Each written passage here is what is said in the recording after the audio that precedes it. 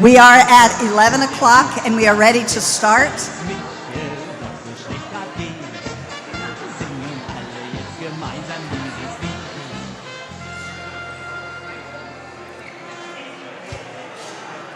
I would like to welcome you to the St. Clair County Republican Governor Candidate Forum.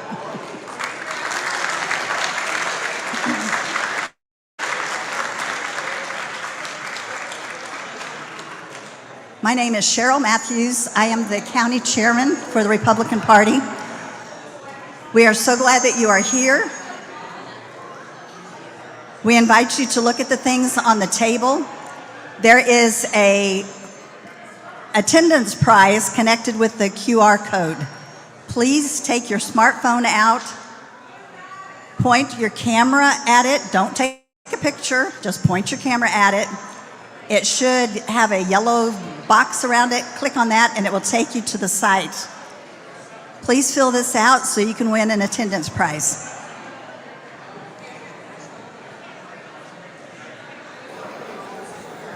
For everyone's information, the bathrooms are back in that hallway. After you take the QR code, please turn your phone off or to silent so that there will be no interruptions during the forum. The candidates' literature, apparel, and signs will be available after the forum. It will be in the side room where the reception was. At 1 o'clock, when the forum is over, we encourage you to enjoy the buffet. It's $21. We will go in through this door and you'll have access to all of the candidate stuff. The buffet will be in there. I realize with these bench seats, it's kind of difficult, but if you would please stand for a prayer and the pledge.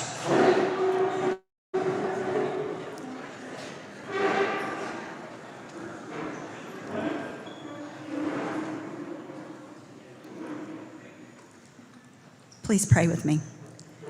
Lord God, we are so grateful for this day, for the time that you are allowing us to be together to hear these candidates. I pray that you would be with each one of them and their families, give them the energy to stay strong in this race until it's complete. Father, we're grateful for our country and for our state, and for each one we ask for your mercy and your grace. We need you desperately. We pray that the things that are said here today, the things that we do here today, would give you honor and glory and praise. It's in the name of your Son, Jesus, that we pray. Amen. Please face the flag. I pledge allegiance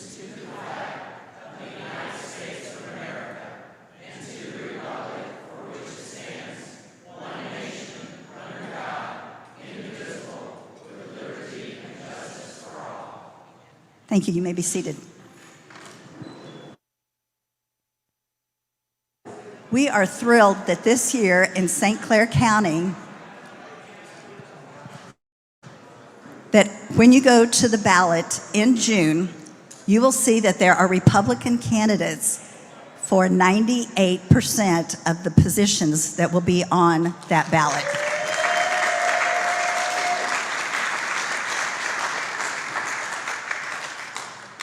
If you are a candidate and your name is going to be on the June ballot, would you please stand up?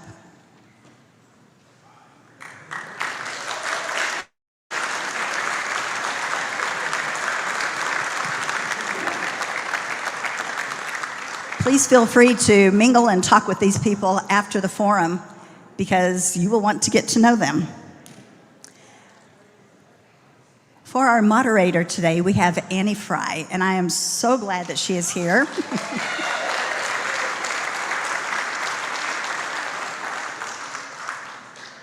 She and her producer have made it possible that this is being streamed on their YouTube channel, our YouTube channel, and Annie's Facebook. Yeah. We will also have a copy of it on our YouTube channel, which will be available after this forum. So now I'm turning it over to Annie.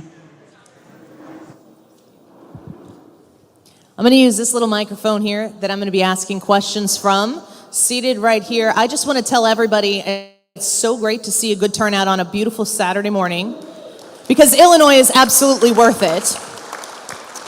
And I'm familiar with these candidates. We are going to continue to have them on my show, which is on noon to 3 on St. Louis's home of conservative talk radio, the Fox News radio affiliate 97.1 FM Talk.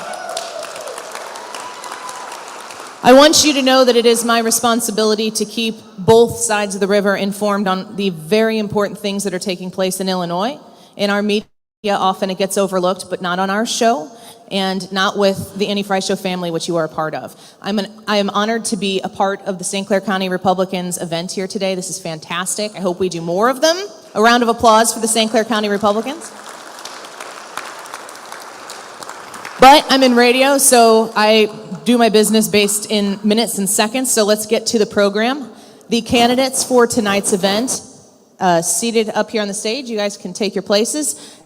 Darren Bailey, Gary Rabine, Paul Schimpf, Max Solomon, and Jesse Sullivan.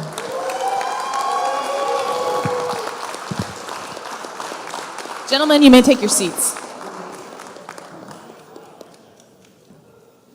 As they are getting acquainted with one another, the forum tonight is going to be questions that have been prepared by the St. Clair County Republicans, and they will be asked these individual questions and limited in their time response. The timer will be up here, and I've been told the microphones will be turned off pretty much when your time is up, so keep it tight and bright, as they say in the radio business. To provide a 2-minute opening statement, we will begin that shares top priorities for the state if either of these candidates is elected governor. Darren Bailey will be the first candidate asked to provide his opening statement. Darren Bailey, your top priorities for the state if you were to be elected governor. Well, God bless you, and thank you so much for coming out here today. Keep wanting to say this evening. First of all, I want to wish everyone a happy anniversary. 2 years ago today, I filed suit against J.B. Pritzker and won to retake our freedoms and get Illinois back on track.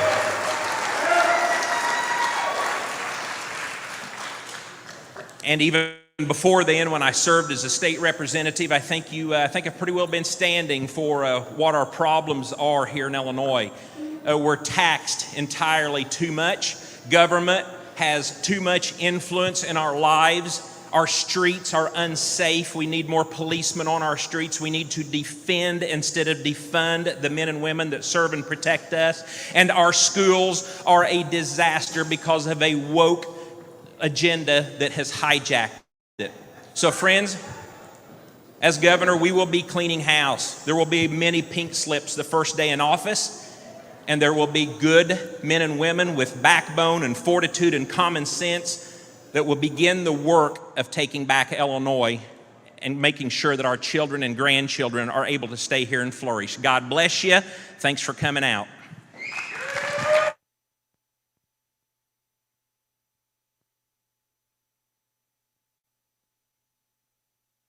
Bailey, the next candidate to tell us top priorities for the state if elected governor, Gary Rabine. Thank you all for having us out here today. I appreciate being here. I'm Gary Rabine.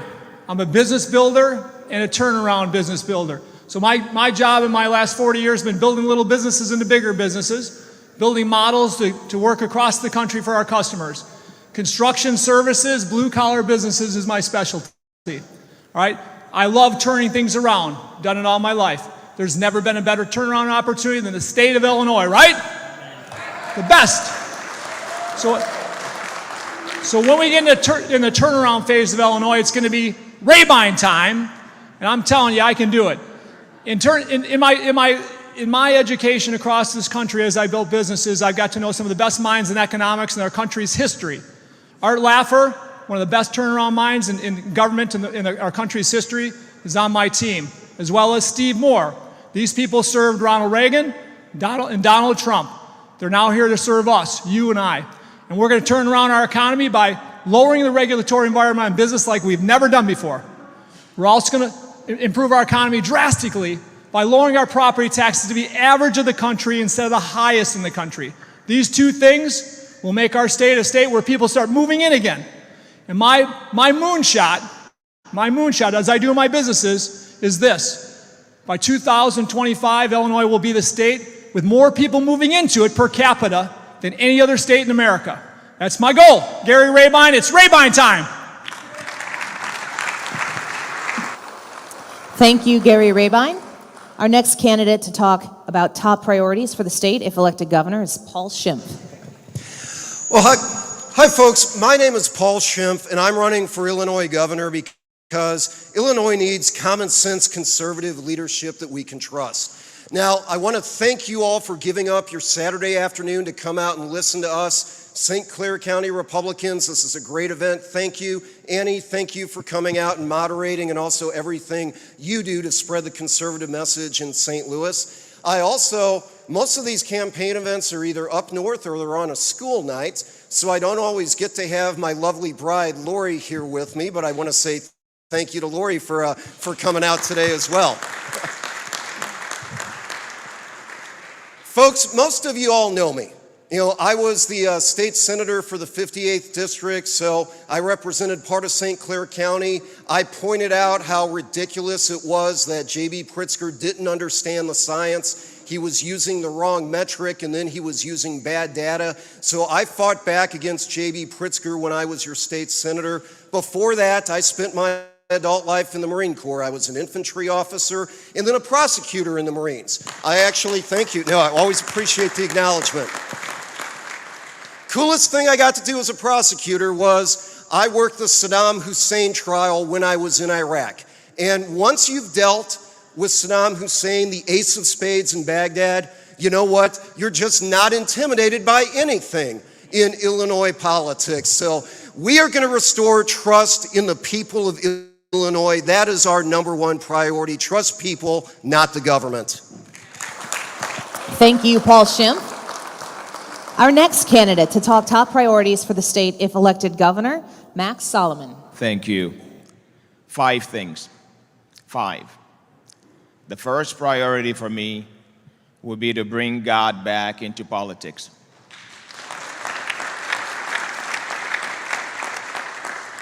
The second thing, fix our pension crisis. CPR for Illinois, constitutional pension reform. Thank you. The third thing, consolidation of government. Illinois has gotten too big. Over 7,000 units of government. We're the first in the nation. We need to consolidate. 4, education reform.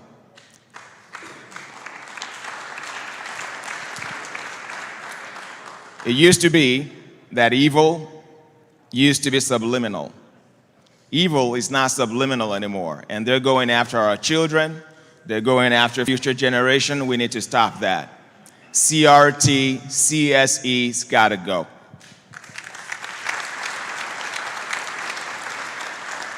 5, the Illinois Republican Party needs to compete again.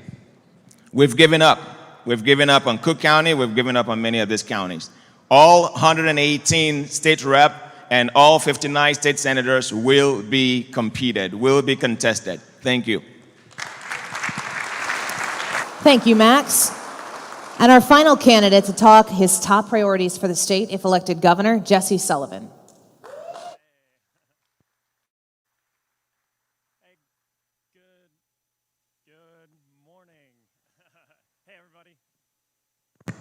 There we go. Hey, good morning, everybody. Hey, my name is Jesse Sullivan, and I believe we need less politicians in Illinois and more patriots. More patriots. And when I look out at this room, who shows up on a Saturday morning like this to support getting good government back in the state of Illinois, because right now we are engaged in a battle. To me, this is not just a partisan battle. It's not just Democrats versus Republicans. This is a battle around our core values. This is a spiritual battle. And right now, the left is winning in the state of Illinois. The extreme left is winning. They are indoctrinating our kids with sexuality in young ages. That is wrong. They are celebrating the killing of unborn children. It's moved beyond rare to actually celebrating this fact. To me, that's disgusting, and they are robbing us blind with their taxes and corruption. We need outsiders who are willing to step in, next generation conservatives who say enough is enough. You have two choices in the state of Illinois. You can either move and leave like 120,000 of our neighbors have done in the last year, or you can stand up and you can fight back.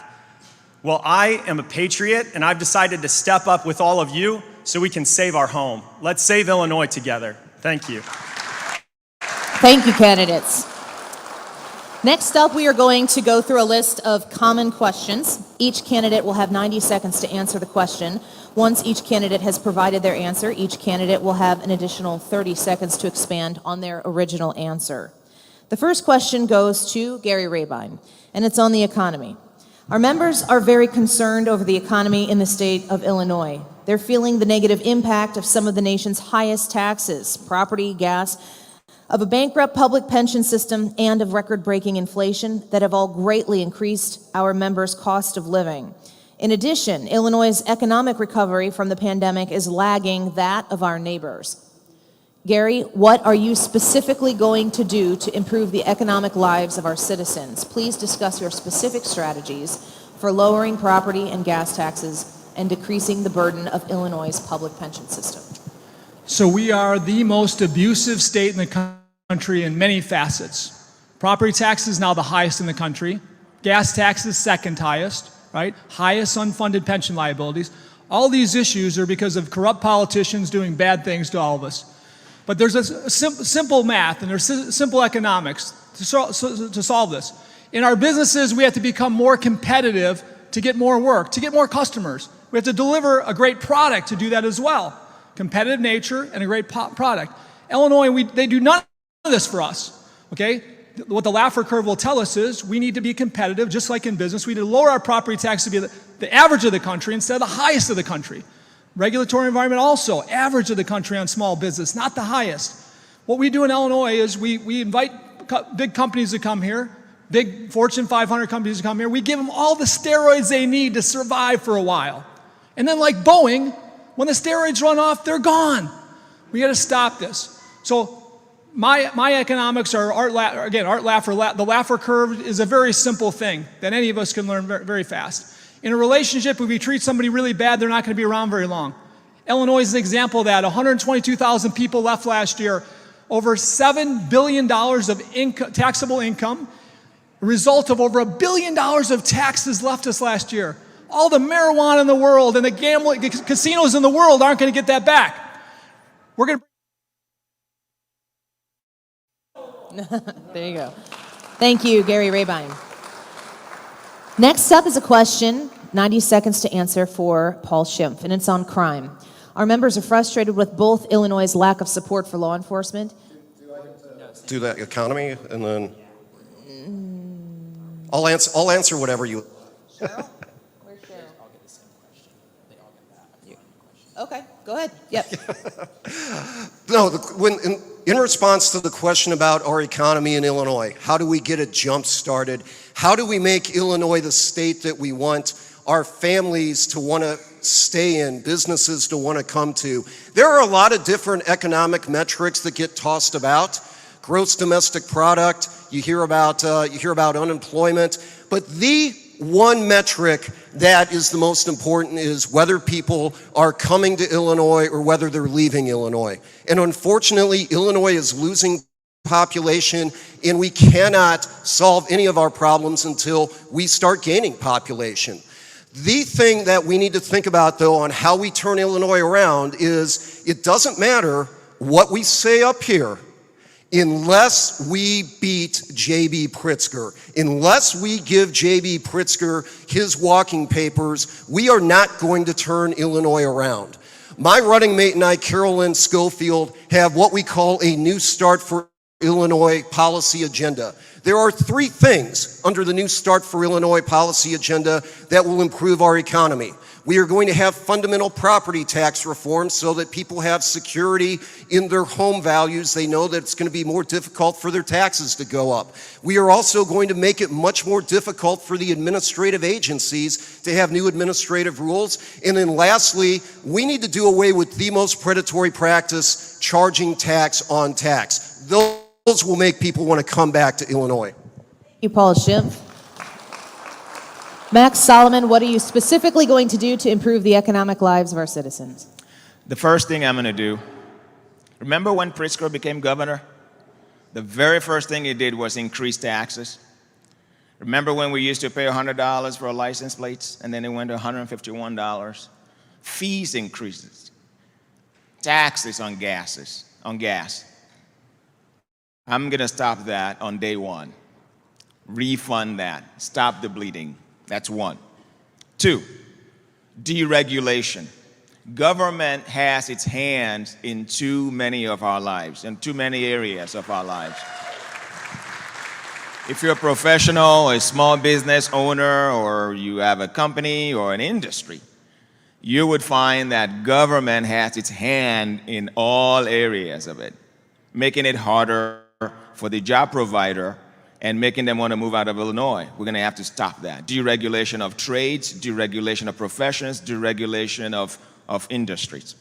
And number 3, a moratorium, a freeze of property taxes. We're going to freeze it, we're going to set a moratorium, and we're going to fix how these taxes are calculated. And that's just 3 of those are the things that I'm going to do. Next up, Jesse Sullivan, your plan to improve the economic lives of Illinois citizens. Yeah, so anybody up on this stage is going to be a much better option than J.B. Pritzker. And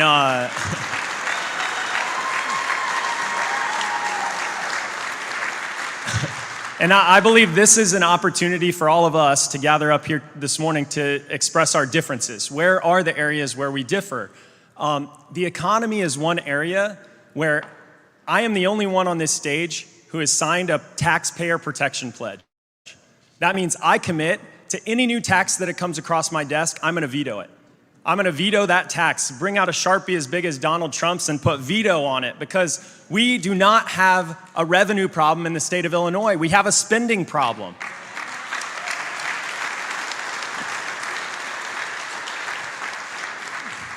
Also, with my background, we have others on the stage who have started and grown businesses in a single industry. I've had the opportunity to go to a really great business school, but then to start my own business to back other entrepreneurs in other industries. We need to create the industries of the future. We really need to not just stand against J.B. Pritzker, we need to create the jobs and industries of the future in Illinois. We need to lead. And if you look at my background on the economy and on creating businesses and growing jobs in Illinois, we have to compete.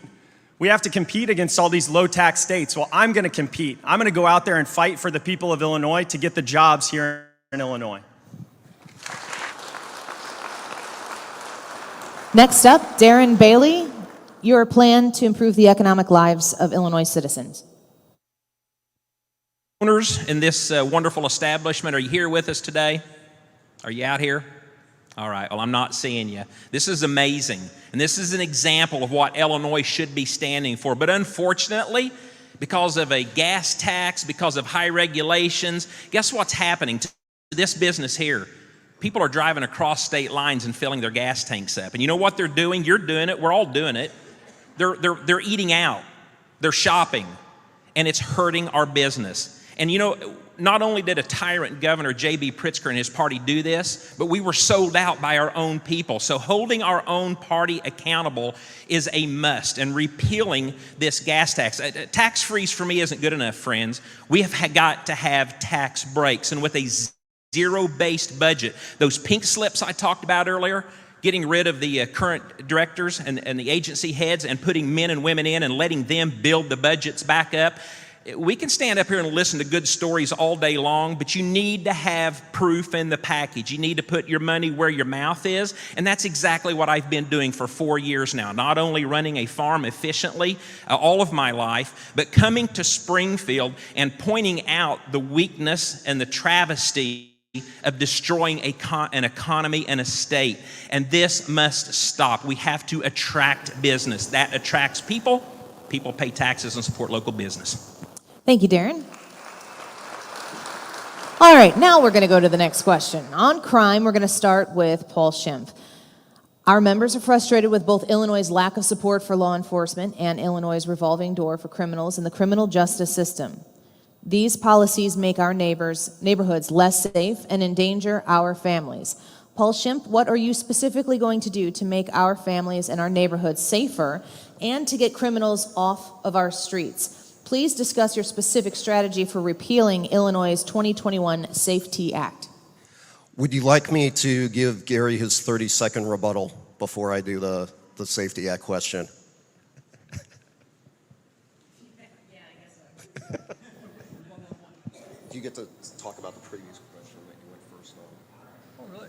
Yep, go ahead and do the 30-second rebuttal. And then we'll get to the next question. Okay, so. Come on, George, you shut it off. We're used to sharing. We're not usually at fancy joints like this. Okay, so anyway, my rebuttal is this. I mean, we need somebody that's actually built hundreds and thousands. I've built over 1,500 jobs in the last 40 years. I've negotiated contracts all my life. We need a negotiator. We need somebody that can negotiate and get actually good policy done for the citizens of Illinois. It takes a negotiator, it takes somebody that's built things and turned around things to do what we're going to do. And I got to tell you, nobody on this stage, all due respect, we got good people on this stage. Nobody's got the experience I have, and nobody's got the team I have. So the next thing I will do to cause chaos is I'll probably accidentally kick the plug undone here. So yeah. So on the question of crime and safety, this is a key issue. And frankly, if the people of Illinois are not safe, they're not going to want to stay in Illinois. And this is something that J.B. Pritzker has failed our state on. When I am your governor, I will do 3 things to try to address the crime epidemic. First, I will stand on the streets with our law enforcement. I'm not going to be cuffing and stuffing people. That's not my job. But our law enforcement heroes deserve to know that they have a governor who unequivocally stands with them and supports them. The second thing that I will do as your governor to address crime is I will veto any legislation that defunds the police or does not give them the training and equipment that they need to do their job. And the third and final thing that I will do as your governor is I will hold myself accountable. Now, we're going to talk a lot on the stage today about stuff that J.B. Pritzker has done that made us mad. The thing that J.B. Pritzker has done that galls me the most is the fact that he has the audacity to run for re-election while crime is spiraling out of control in Illinois. He needs to hold himself accountable. I will hold myself accountable. And if, as your governor, I have not significantly lowered crime levels in Illinois, I will not run for re-election. I will hold myself accountable. Thank you. Up next, we'll get Max Solomon's. You can rebut if you would like. You want to pass? Okay, I think we've covered it, but you have that right. But I would like you to answer that question on the crime question. What are you specifically going to do to make our families and our neighborhoods safer and to get criminals off of our streets, as well as repealing Illinois' 2021 Safety Act? The first thing, ladies and gentlemen, historically, the budget for public safety in Illinois has never been over 5% of our budget. 5%. As a matter of fact, it was 4% last year. That's a travesty. In a state like Illinois with Chicago, in an economy like Illinois, public safety must rank high and first. As governor, I would increase the budget for public safety. It won't be 4% anymore. That's one. Number two, What happened to fighting crime where it's found?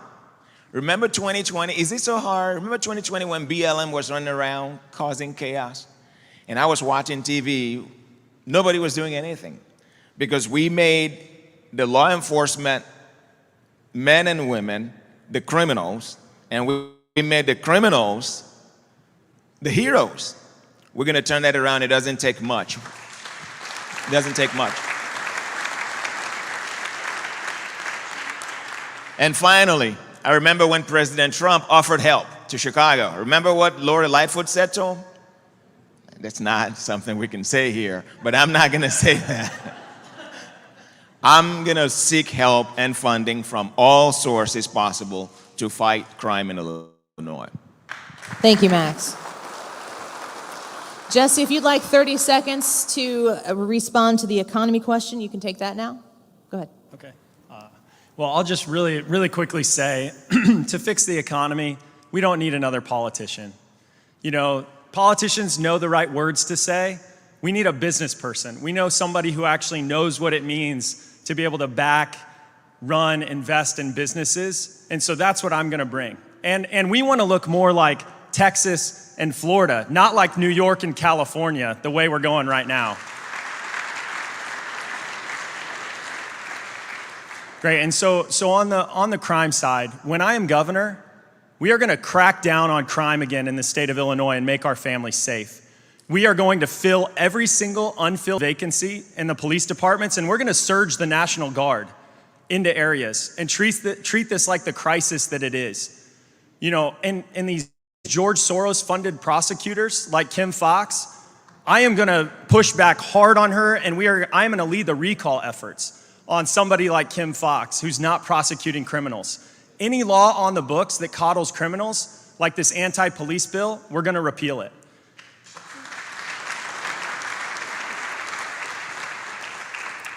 You know, we actually went together with law enforcement and came up with a crime plan. We put that together, and the most number of active sheriffs around the state are supporting me and endorsed me in this campaign. And there's a reason why, because I have background and experience. Over in Afghanistan, I was a civilian intelligence analyst, and my main job in Helmand Province was trying to help set up local police units, local police forces over there in a war zone. We have corrupt war zones now in the state of Illinois. In law enforcement and sheriffs, I haven't asked for political endorsements, but whenever the sheriffs get behind me and say, this is the guy that at his core has protect and serve, that we trust to take on the crime issue, it gives me a great deal of joy and just respect to say we are going to take on crime and fight hard for the families of Illinois. Thank you. Up next, Darren Bailey, what are you specifically going to do to make our families and our neighbors safer, to get criminals off the streets? And you can also take the 30 seconds ahead of time on the economy if you prefer. So yes, to the economy, again, friends, you've been to many, many events where you've heard people stand up vying for your vote and telling you what they're going to do, only to watch them show up under heat, under pressure, sell out, and cave in. That being said, it's also easy to be a business owner and do things how you want them to be done. But standing strong when all of those requests are coming at you and standing up for what is right, I'm proven, and I've already done that.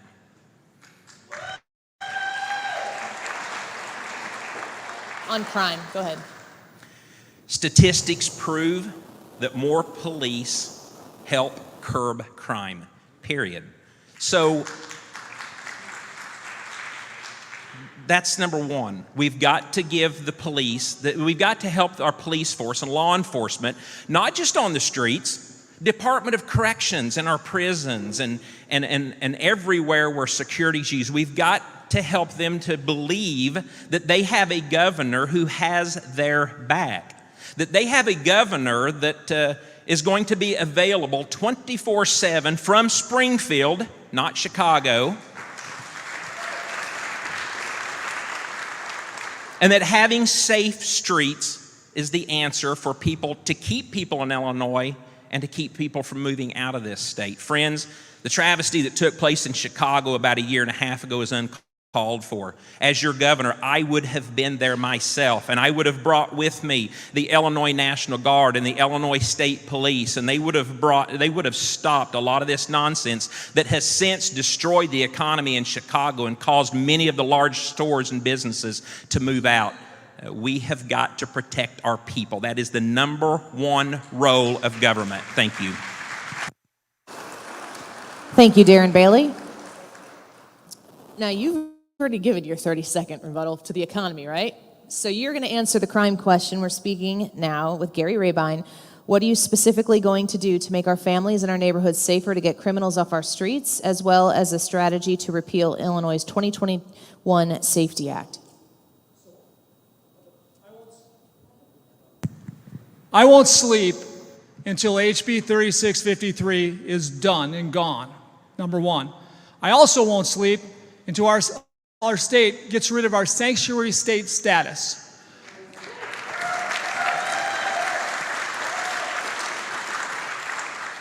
And I can tell you, we've investigated this. I've got a person on my team, Jaco Boyens, one of the foremost advisors to Trump on human trafficking across the world. He was one of Trump's main advisors. Talked to him again today for a long period of time. But the state of Illinois has the worst human traffic, as well as the worst drug trafficking in America today. We have to stop that. We can't be a civilized state with that. The other thing is we're losing police, as we all know. Per capita, we've lost more police than any state in the country for many reasons. We're not respecting them. We're holding them accountable for things they shouldn't be held accountable for. And we're letting criminals go crazy. I'll stand up for police just like I stood up for small business. When I fought Biden against the vaccine mandate, in October I filed a lawsuit against Biden with 5 other CEOs. We won on January 14th to free every working American not to have to take a vaccine that they didn't want to take. A major lawsuit for 80 million working Americans. Nobody else would stand up for but myself and these few characters. Thank you. Thank you, Gary Rabine. Now we're going to do a 30-second response to that question only. We'll start with you, Paul Schimpf. We're on the crime question now, still Yep. 30-second response? 30-second follow-up. Folks, you can't do anything about crime in Illinois unless you defeat J.B. Pritzker first. You have to beat J.B. Pritzker first. J.B. Pritzker is vulnerable on the crime issue. I talked about that. I have the background as a prosecutor that nobody else does to take advantage of that vulnerability. Thank you. Max Solomon, 30-second follow-up. Ladies and gentlemen, I believe in deterrence. Here's what I would like to do for you as far as crime. How about you are able to carry your own weapon without regulation?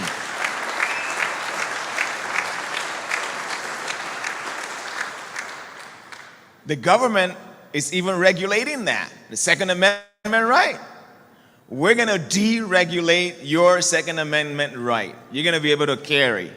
If you carry, I don't think any criminal wouldn't think twice before trying to come at you. I don't know about you, but I believe that's strong.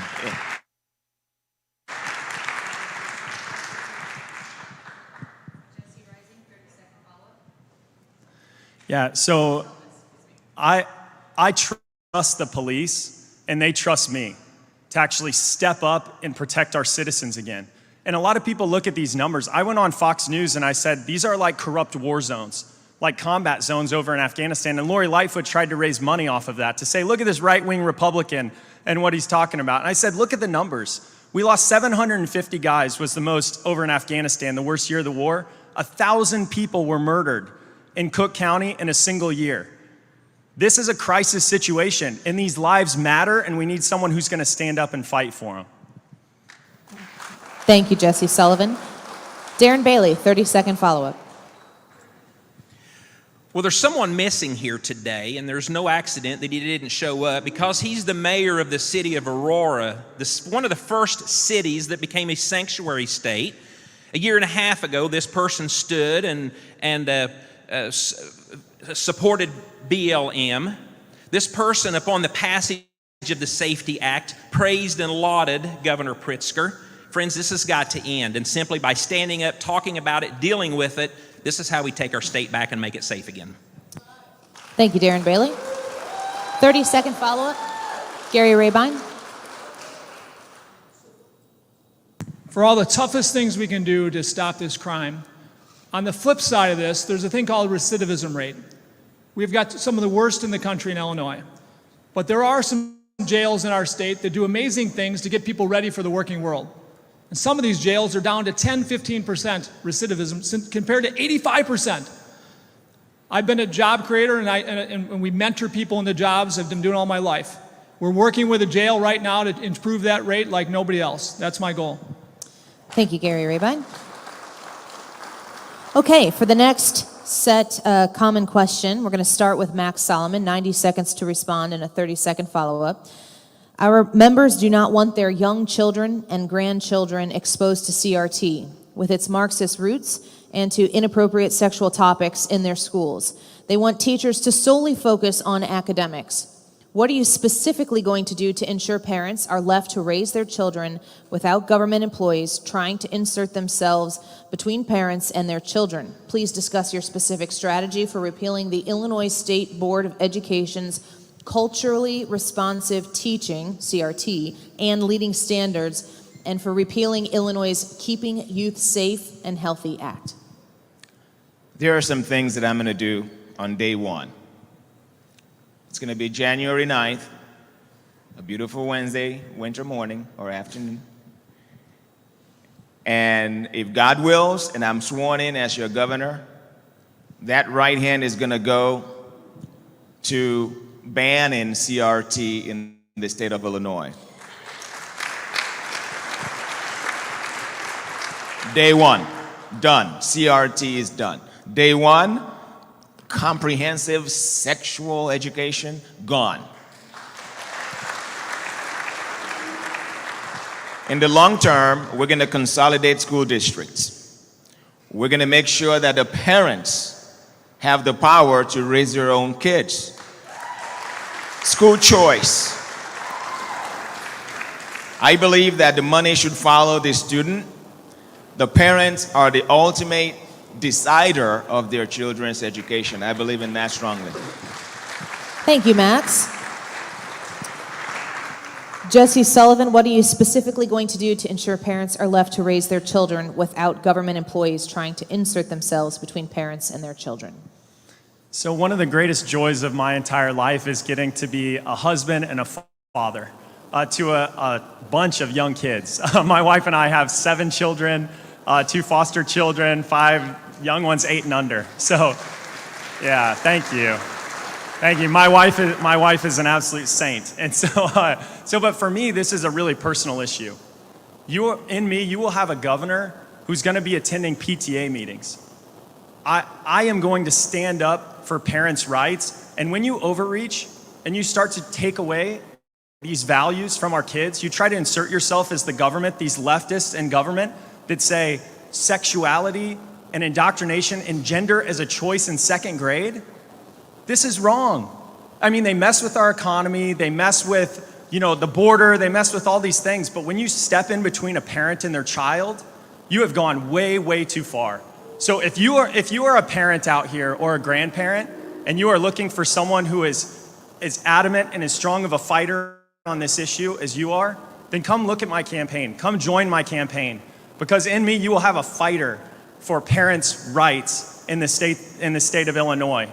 And Max Solomon was right. When it comes to school choice, this is the ultimate objective. Whenever parents can actually choose, where do I want to send my kid to school? If you're going to teach this garbage, I'm going to put my kid over here, or I'm going to homeschool them, or I'm going to opt out of the system, because we have to get parents back in the driver's seat. Thank you, Jesse Sullivan. Darren Bailey, what are you specifically going to do to ensure parents are left to raise their children without government employees trying to insert themselves between parents and their children? Well, I ask you not to listen particularly to what I say, but take a look at to what I've done. I served for 17 years on the North Clay School Board from 1995 to 2012. got off the school board to create room for people to become better leaders and get involved. And God opened the door for Cindy and I to start Full Armor Christian Academy, 2 locations, 360 students, preschool through high school. I know education. The Illinois State Board of Education, we've heard a lot about them this year, haven't we? Do you know how they get their positions? Governor appointment. That's how we begin the change, putting the right people in charge of these agencies and holding them accountable. But they must be men and women who are freedom thinking, who love children, who love the future of our state, and will stand up and will not cower and back down. So CRT, that was written into the rules.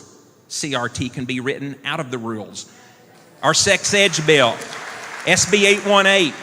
You want to know who the proponents of that bill were? Because I sat for an hour and a half debating in the Education Committee in the Senate, Illinois Education Association, and Planned Parenthood. They were the ones that had an answer for every of the 20 plus questions that were asked that day. And it is egregious. We must take back our children's future because their future is the state's future.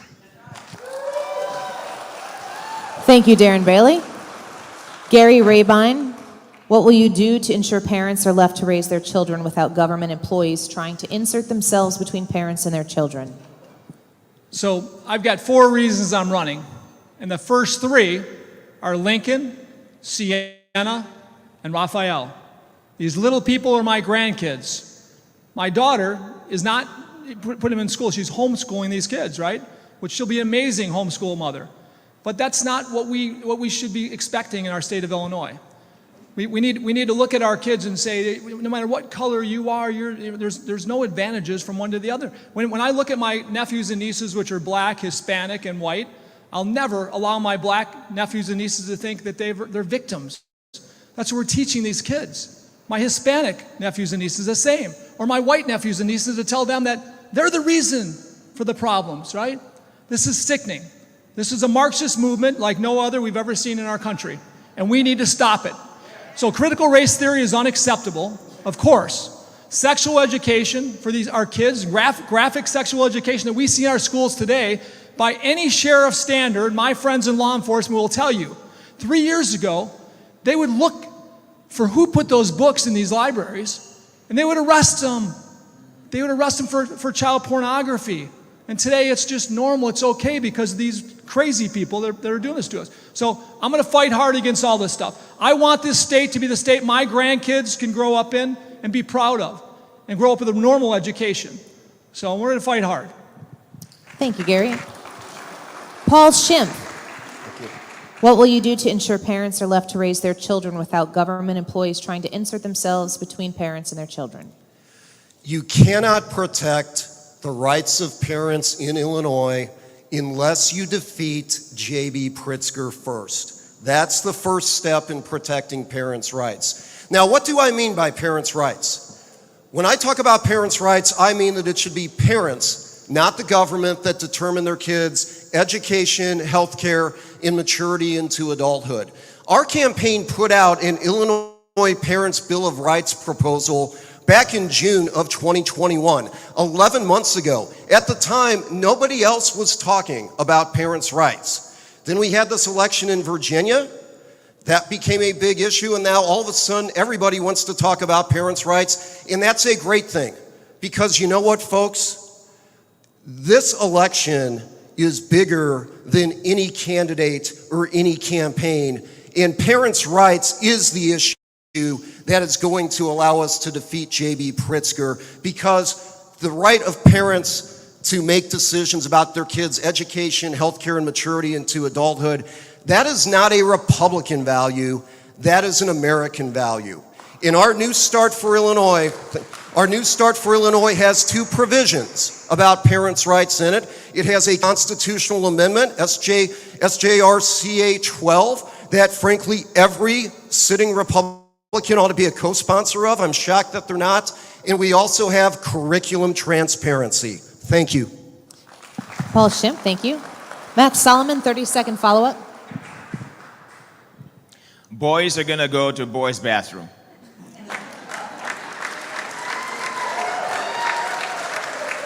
Girls are going to go to girls' bathroom. Your sex is what you're born with.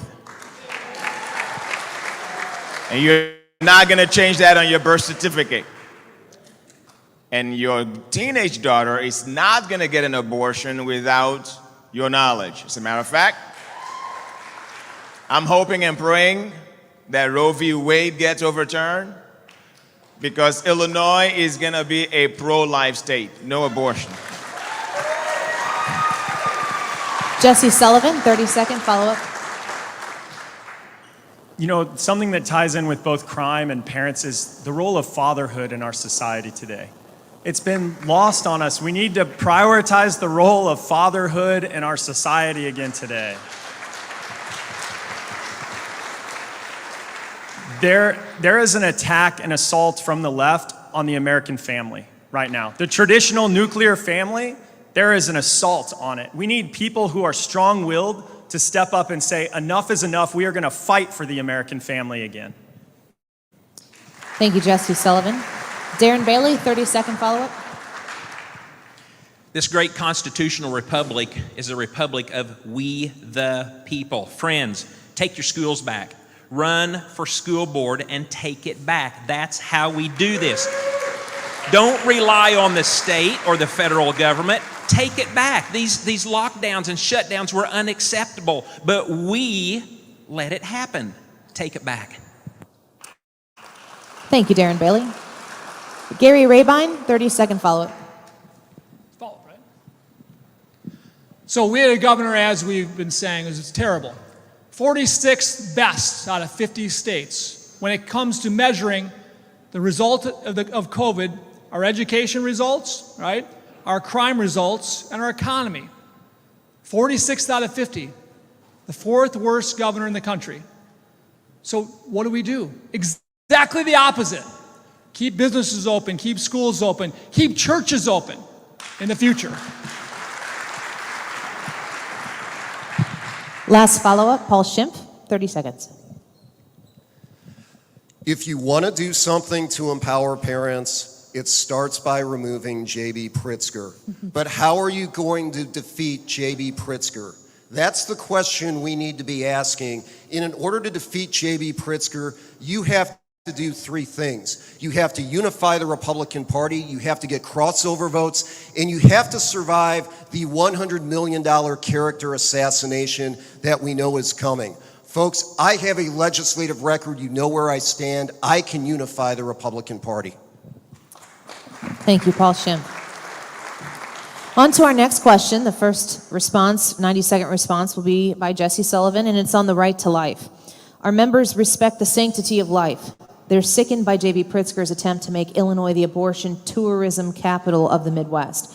They're also angered by the left's continued attack on our institution simply because they don't get their way, as evidenced by their recent leak of a draft Supreme Court decision related to Roe v. Wade.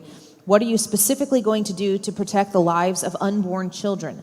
Please discuss your specific strategy for reversing the repeal of Illinois' abortion law of 1975, Illinois' Partial Birth Abortion Act, and Illinois' Parental Notice of Abortion Act of 1995. Jesse Sullivan. Can we just get a big round of applause for this overturning of Roe v. Wade that might be coming?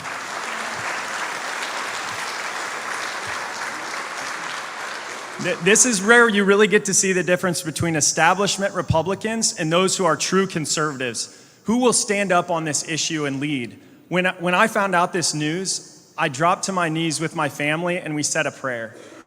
How amazing to be able to pray in gratitude for all the lives that are going to be saved because of this ruling. And then we said the pledge, and honestly, during my lifetime, I looked at the flag differently because we are going to be protecting unborn children in this country. But now the front lines, where does it become? Right here in Illinois. This race now, it is a matter of life and death. Who is going to stand up for unborn children in the state of Illinois? We have late-term partial birth abortions, taxpayer-funded abortions with no parental notification. It's J.B. Pritzker's economic development plan to try to bring people into Illinois, the oasis of abortions. This is wrong. It is immoral. This is not just a political issue. This is a moral faith issue. This is a life issue, and we are pro-life. We need people who are going to stand strongly for this issue. I don't just have a voting record. I have a life record. My wife and I, even with all these young kids in our home, decided we needed to foster, to take in a young teen mom who is making this decision because we want to live the values, not just talk about the values. And so we are a pro-life state, and as your governor, I will be the most pro-life governor the state of Illinois has ever had. Darren Bailey, 90 seconds to tell us how you specifically intend to protect the lives of unborn children. Well, I am the only Republican candidate standing before you in period who has earned the endorsements of all of the major pro-life and pro-family organizations in Illinois. And again, don't just listen, take a look. And take a look at my record for the last 4 years and prior to that when Cindy and I stood and went with groups and stood outside and prayed for those young people going into the Planned Parenthood facilities across the state. Friends, 40,000+ abortions taking place in the state of Illinois every year. We don't know for sure because now it's a medical procedure and we're paying for every one of them. That will end because it must end. Parental notice will end.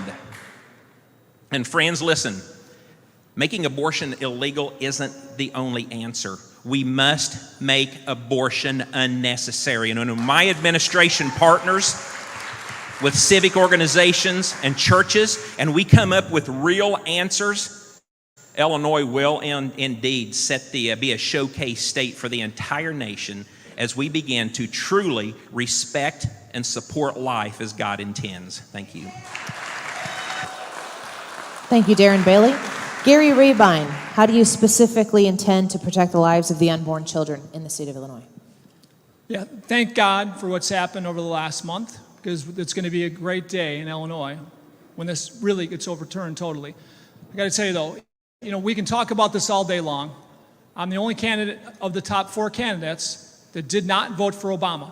Obama, the guy that gave us after birth abortions. Okay, I looked this guy up when he was running. I knew this was not the guy I could vote for when he did this. Okay, it was a big mistake by anybody that voted for this guy, just for that fact alone.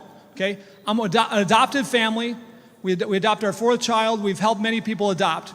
We believe that adoption is a solution, and educating kids on how to get into how to be adoptive parents. Because I got to tell you, Illinois is one of the worst states in the country to adopt a child, and our country is one of the worst countries. That's why so many people like us went outside our country even, right? But when we look at our state, again, we are the abortion capital of the country. We have to change that, and we have the opportunity like never before to do that. To think of after-term abortions that go on today, how sick is this? To think of third-term abortions, how evil is that? And now that we don't allow a daughter, a 12, 13, 14-year-old girl, to even notify their parents, how great is that for these evil human traffickers that are coming through our state with pregnant girls, getting their babies aborted without a parent in the life? It's sickening, and we have to stop it all. I'm coming after it hard, I guarantee it. Thank you, Gary Rabine. Paul Schimpf, specifically, what are you going to do to protect the lives of unborn children? You cannot do anything to promote a culture of life in Illinois unless you defeat J.B. Pritzker. So the first part of the plan is you have to defeat J.B. Pritzker. And the way that we're doing that is we are running on the issues that unite Illinoisans. So, Darren, great on you that you got those pro-life endorsements. Those are good people, but they're endorsing you because you're focusing on those issues. I'm pro-life. I got a 100% voting record, and those groups worked against me when I ran for Illinois State Senate. They said, they didn't support me then, but they found out I had a 100% pro-life voting record when I was a state senator. So you can't do anything to promote a culture of life unless you run on issues that are going to unify the state of Illinois and win this election and defeat J.B. Pritzker. Right now in Illinois, you can have taxpayer-funded abortion up until the moment of live birth for any reason, no matter how heinous. And I, as your governor, will sign any legislation that moves us closer to the mainstream. But I have a 100% pro-life voting record, and I have never voted for any presidential candidate that was pro-abortion. Others have. Paul Schimpf, thank you. Max Solomon, specifically, what will you do to protect the lives of unborn children? Ladies and gentlemen, my name is Max Solomon. I'm Christian, conservative, Republican, in that order. I'm an attorney licensed in Illinois and Indiana, and I'm an ordained minister. And personally, I don't think my life started at conception. I think my life started Jeremiah 1:5 when God said, "Before you were formed, I knew you." I am probably the most conservative when it comes to life issues on this stage because I believe strongly that the question of when life started is just for us to know when to kill life. If we believe that life started before conception, then we will honor life, and that's what I bring to the table as your governor, if God wills. Not a dollar, not a cent of Illinois taxpayers' money is going to go towards abortion under my administration.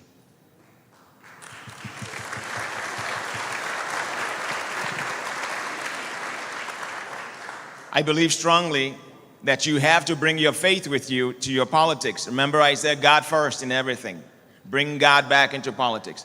When we gather around and we're trying to find out which Republican candidate is pro-life, then something is wrong. We all should be pro-life, without question. And you shouldn't be going around looking for a pro-life candidate. That should come standard. It's like 4 tires on your car.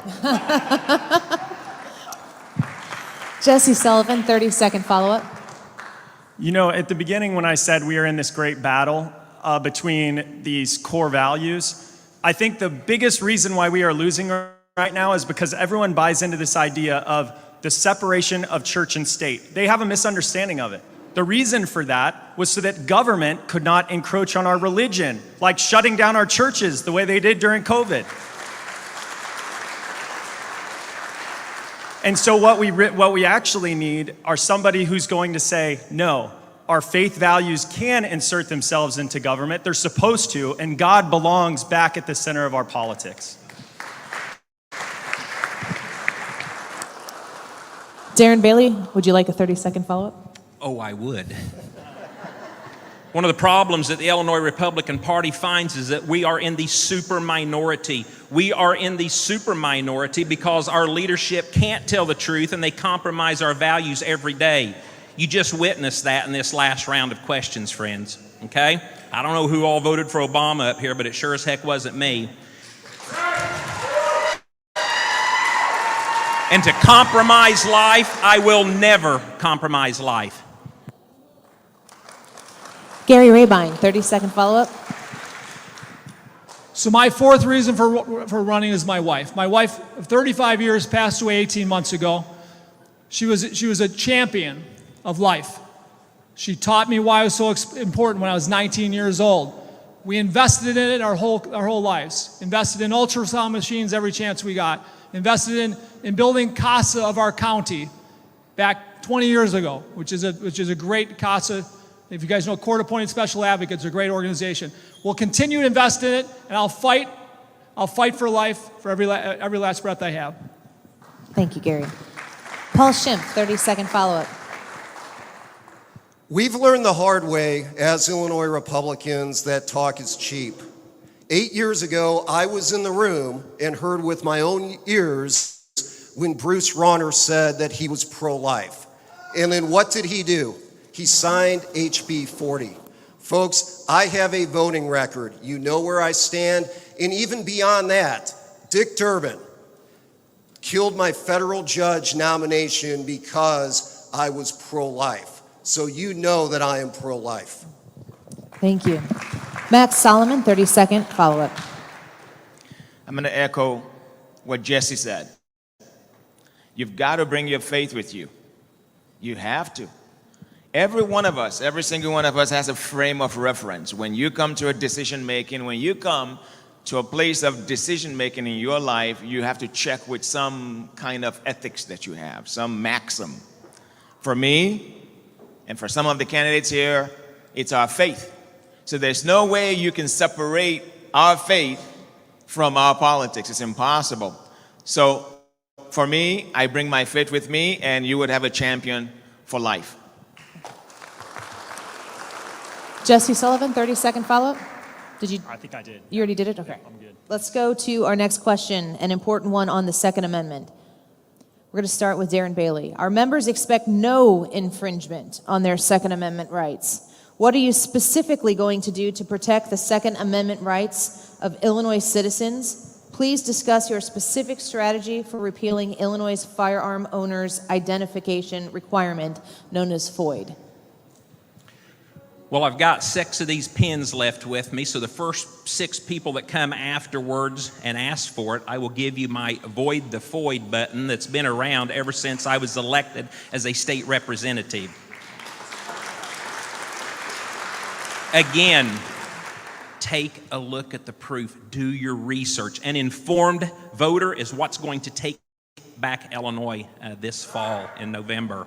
The first thing that I did as elected as a state representative when I came in with Governor Pritzker and the super minority in Springfield, I conducted Second Amendment town halls in every one of my 9 counties in the 109th district.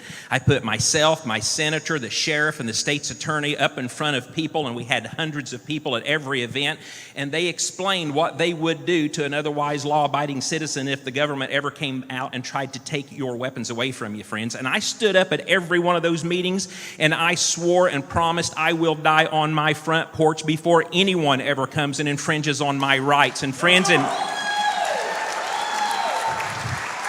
we must get rid of the FOID card. It serves no purpose. The background Federal Firearms Act that can be on our driver's license is all we need. And in a way to enforce that, again, agency directors. The director of the Illinois State Police is the reason that we have had such a backlog for the last 2 years. Never again. Get rid of it. Thank you, Darren Bailey. Gary Rabine, what will you specifically do to protect the Second Amendment rights of Illinois citizens? So avoid the FOID is a no-brainer, okay? We're one of the only states in the country that have it today. It's ridiculous, all right? My life and around guns has been educated on the safety of guns as a young man. Shooting guns at 10 years old on, pistols in my 20s and here on. We got a lot of guns, but my love for guns and my passion for constitutional carry came only 10 years ago.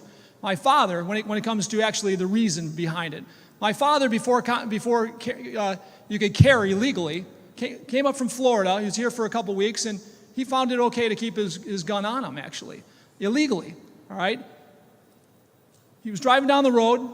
A woman was bleeding, trying to wave over traffic. She'd been stabbed 7 times in the midsection. My dad pulled over. She said, "We got to go fast. You got to get out of here quick. He'll kill us both." He goes, "We're not going anywhere, dear. We're staying right here. I just called the police. They're on their way." He pulled his gun out. He had a .38 on him. And he said, "We're staying." He goes, let them come. The police came, the police and ambulance came shortly, within like 5-6 minutes. If he would have taken off, because if he didn't have a gun, he would have taken off to a denser area, a town that was further away. This girl would have bled out. She was forced into an induced coma. She woke up 3 weeks later, talking about her guardian angel, the guy that carried a gun illegal at that point, right? Saved her life. So I believe in constitutional carry. There's nothing else. That's me. Gary Rabine, thank you. Paul Schimpf, specifically, what will you do to protect the Second Amendment rights of Illinois citizens? I'm going to sound like a broken record here, but that's okay. It bears repeating. You cannot defend the Second Amendment rights of Illinois citizens unless you defeat J.B. Pritzker first. And to do that, you have to survive a $100 million character assassination that's coming. You have to be able to get crossover votes. You have to get Democrats to vote for you. But then you also have to have a unified Republican Party behind you. If the Republican Party is not unified, you get blown out. Bruce Rauner found that out in 2018 when he had abandoned conservatives. Mark Kirk found that out in 2016 when he had abandoned conservatives. But even Bill Brady found that out in 2010 because Bill Brady spent too much time running on the social issues, and the more moderate suburban voters didn't show up, and Bill Brady snatched defeat from the jaws of victory in 2010 and lost to Pat Quinn. So you have to be able to unify the party. I have a conservative Second Amendment voting record that can do that. And the thing that I will do, in addition to, I sponsored the Void the Void, Repeal the Void, all that stuff. But the thing that I can do for you is I have the expertise, having been on JCAR and understanding the Illinois Administrative Procedures Act. We will rewrite the gun dealer licensing legislation so that that is not putting our small gun dealers out of business. Thank you. Thank you, Paul Schimpf. Max Solomon, specifically, what will you do to protect the Second Amendment rights of Illinois citizens? I would do everything in my power to protect the Second Amendment rights of all citizens. Ladies and gentlemen, I was actually born in Lagos, Nigeria. The best day of my life was the day that I raised my right hand and I became a citizen of this great United States of America. I raised my right hand and I took an oath. I swore to support and defend the Constitution of the greatest nation in the world, on earth. And here's one thing that we go through. We have to take the test. We have to actually study the Constitution. We have to read and study it and take a test on it. The last I checked, the Second Amendment was part of that Constitution, right? So I stand before you not only as a man who believes that you have the right to defend yourself, to carry a gun without government regulation or infringement. I also stand before you as a man who took an oath to make sure that's the case. For me, it's a matter of integrity, of holding on to that oath that I took, and supporting every law-abiding citizen of the United States of America of their right to defend themselves, and not only that, to conceal carry whatever they choose to carry. Thank you. Jesse Sullivan, what will you do to protect the Second Amendment rights of Illinois citizens? So I'm a social, a fiscal, and a constitutional conservative. I believe that all of our rights, they flow from God, not from man. The Constitution just says, hey, we're going to enshrine these rights that flow from God. We got the First Amendment, we've got the Second Amendment. I think we have a group of people who don't understand that today. They try to infringe upon those rights. We absolutely need to void the FOID card. That is so clear we need to do that. I grew up hunting, with my grandpa in the cornfields of central Illinois. And it's become a lot more than just about hunting. Now I have an M9 Beretta, the same model of weapon that I carried over in Afghanistan to protect my family. That is my right to protect my family. And you look at Chicago, some of the most strictest gun laws in the nation. What good is that doing them? And you have Lori Lightfoot and all these. Let's talk about the person who's not here. Richard Irvin, whenever he had an incident in Aurora, he decided to sign on to a letter with Lori Lightfoot to actually infringe upon our Second Amendment rights. Let me repeat that. Signed a letter with Lori Lightfoot to take back our Second Amendment rights and infringe upon those. All of us, you get clear conservatives on this issue. We have to take a deep look at this race. We need somebody who's going to fight for our constitutional conservative values in the Republican Party. Thank you. Darren Bailey, 30-second follow-up.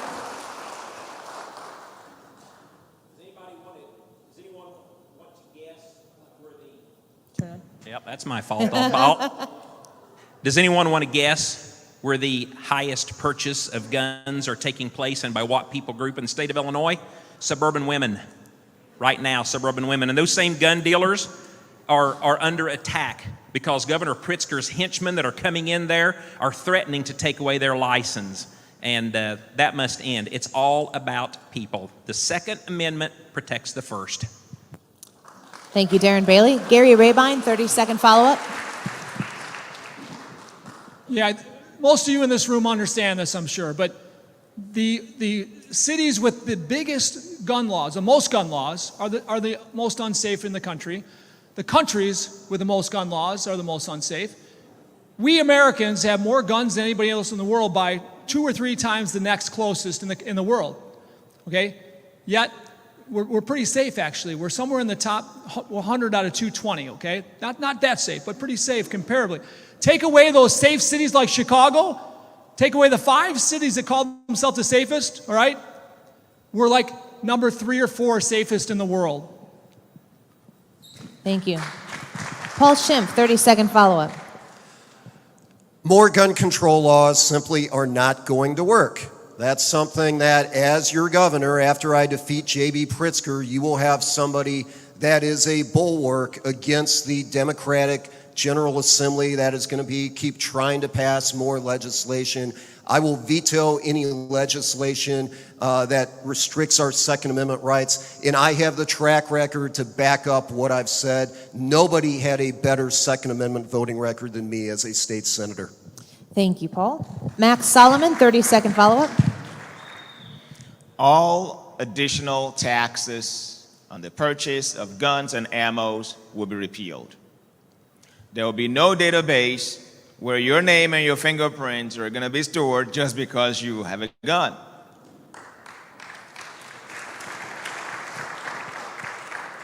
And finally, folks, I take this seriously. If criminals know that you're carrying, or anybody who's thinking about committing any crime at your home, on your body, on your person, and they know you're carrying, they're going to think twice. Thank you, Max. Jesse Sullivan, 30-second follow-up. I'm an outsider to politics, and it is not just these corrupt insider Democrats ruining the state of Illinois. Establishment Republicans that go along to get along, just take the scraps off of the table that fall off the table. Enough is enough. We need people who are going to stand up, be strong on the set of values that we have, and take back this home that we love and save it. In me, you will find a fighter for our constitutional conservative values in the state of Illinois. Thank you. All right, next question. We're going to begin with Gary Rabine on integrity of government in the pandemic response. Our members are extremely frustrated by Illinois' continuing national leadership in government corruption and overreach, particularly J.B. Pritzker's use of executive orders and mandates during the pandemic. Our state government clearly believes that we exist to support it as opposed to it supporting us.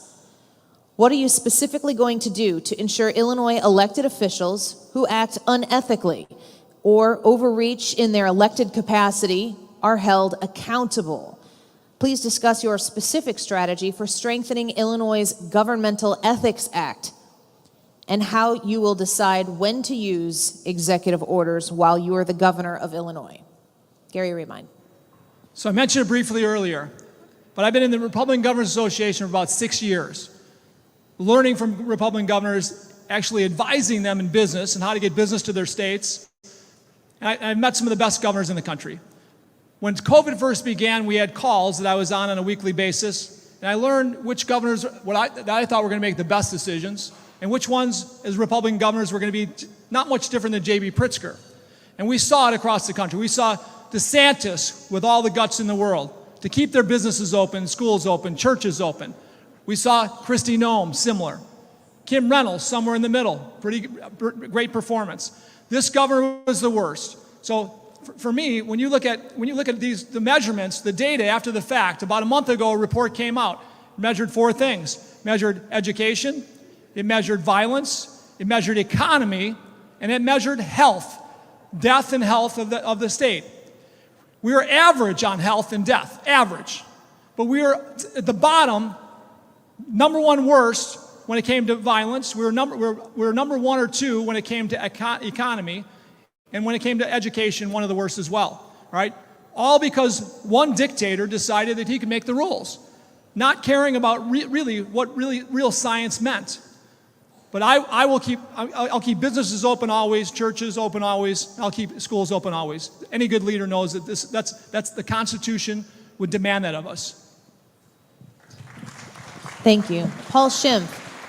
On government corruption, overreach, executive orders, how will you ensure that Illinois elected officials who act unethically and overreach in their elected capacity are held accountable? Folks, say it with me. The first step in ending government overreach is defeating J.B. Pritzker. That is the first thing that has to happen.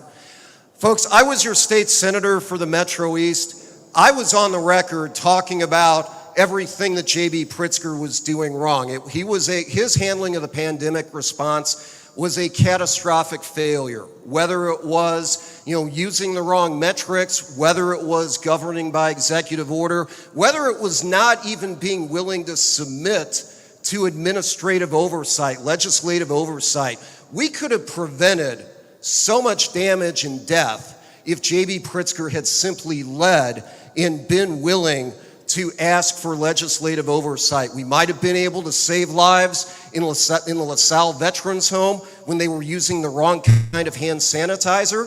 We had businesses shut down because we had grossly incompetent data used right here in the Metro East. I wrote an op-ed on that. I sent letters. I did interviews. Kelsey from the B&D is here. We talked about that. She's embarrassed. I made a member of the media blush. Wow.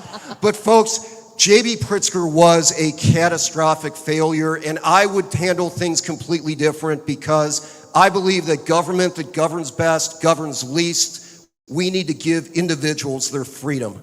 Thank you. Max Solomon, government corruption, overreach, executive orders. How will you hold elected officials accountable? Accountability, first we have to elect a strong attorney general, a Republican, please. An attorney general works for you and I in the state of Illinois, and they can independently prosecute any government official or anyone in the state of Illinois when they violate the law. As far as the pandemic, ladies and gentlemen, I don't think anyone here loves me more than I do myself except God, right? And I don't think I need to tell you to wash your hands or create a mandate for you to wash your hands after you use the toilet. I don't think so. With or without the pandemic, I'm going to trust you to make the best choice and judgment for yourself.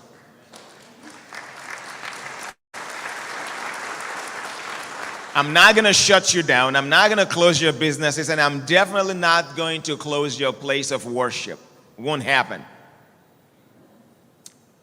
And finally, talking about ethics. Folks, I believe in term limits.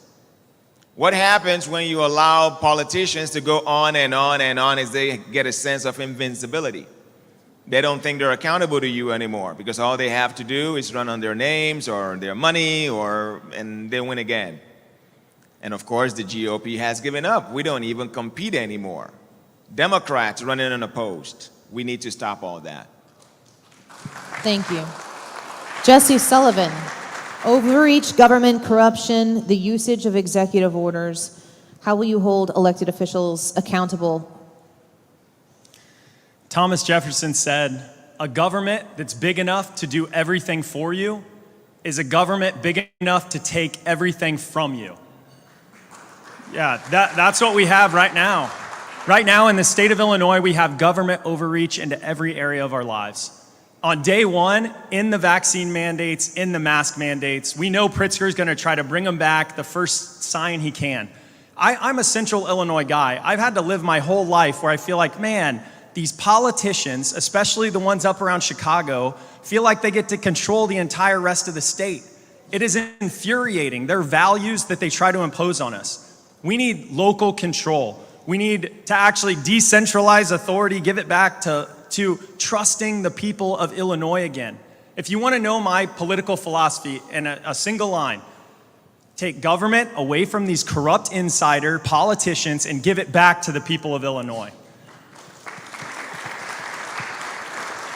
And I ask myself, what allowed Ron DeSantis to lead so well during this crisis when everyone else was a weak leader?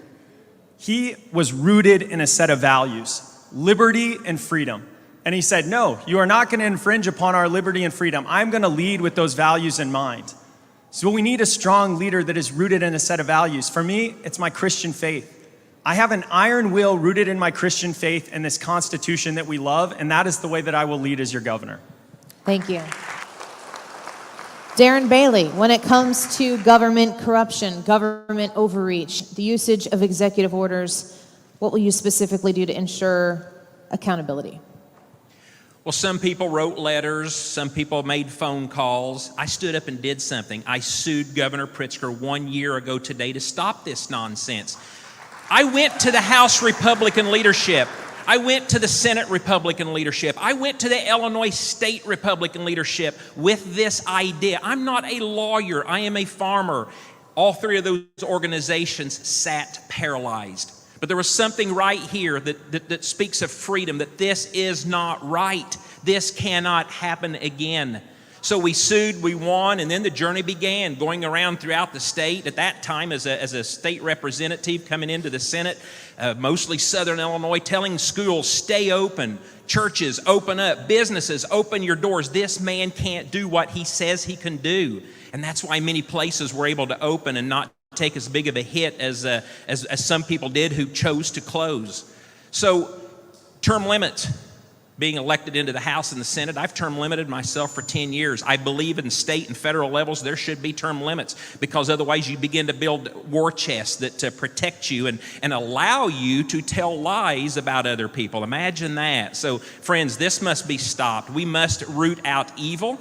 And I do that every day. I stand every day on my Facebook page giving you an update, calling the bad actors out, telling you what your options are, and that's exactly how I will govern.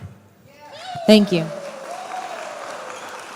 And now for 30-second follow-ups, Gary Rabine, you first. What is this? This is the follow-up? Follow-up, 30 seconds. Yeah, so big government ruins all good things, as we see in our countries and in our state. All right? We need to fight, always fight for freedom, fight for the Constitution. Darren, God bless Darren, fought for his one mask for himself. I fought for over 80 million people in our country. 80 million people free of vaccines today because of our fight. And we need to fight, as Darren did, as I did. But not many people have the guts to do it because big government comes down on you when you do it. Thank you. Paul Schimpf, 30-second follow-up. Darren, when J.B. Pritzker said that you had blood on your hands after you filed the lawsuit, I was very vocal in your defense. I said people need to have the rights to have exercise their constitutional rights. So I good on you for doing that. But you did not win that case. You won at the county level. The Illinois Supreme Court got involved, took the case away, gave it to Judge Grishow, and you lost. And folks, you don't have to take my word for that. Tom DeVore, in his speeches, says you lost that case. So we've got to try to, we can't stretch stuff if we're going to win. Max Solomon, 30-second follow-up. I'm not vaxxed.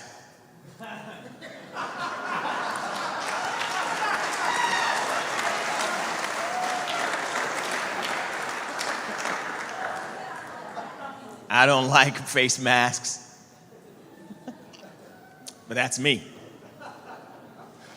I don't think government should be able to force you or me to be vaxxed if we don't want to, especially.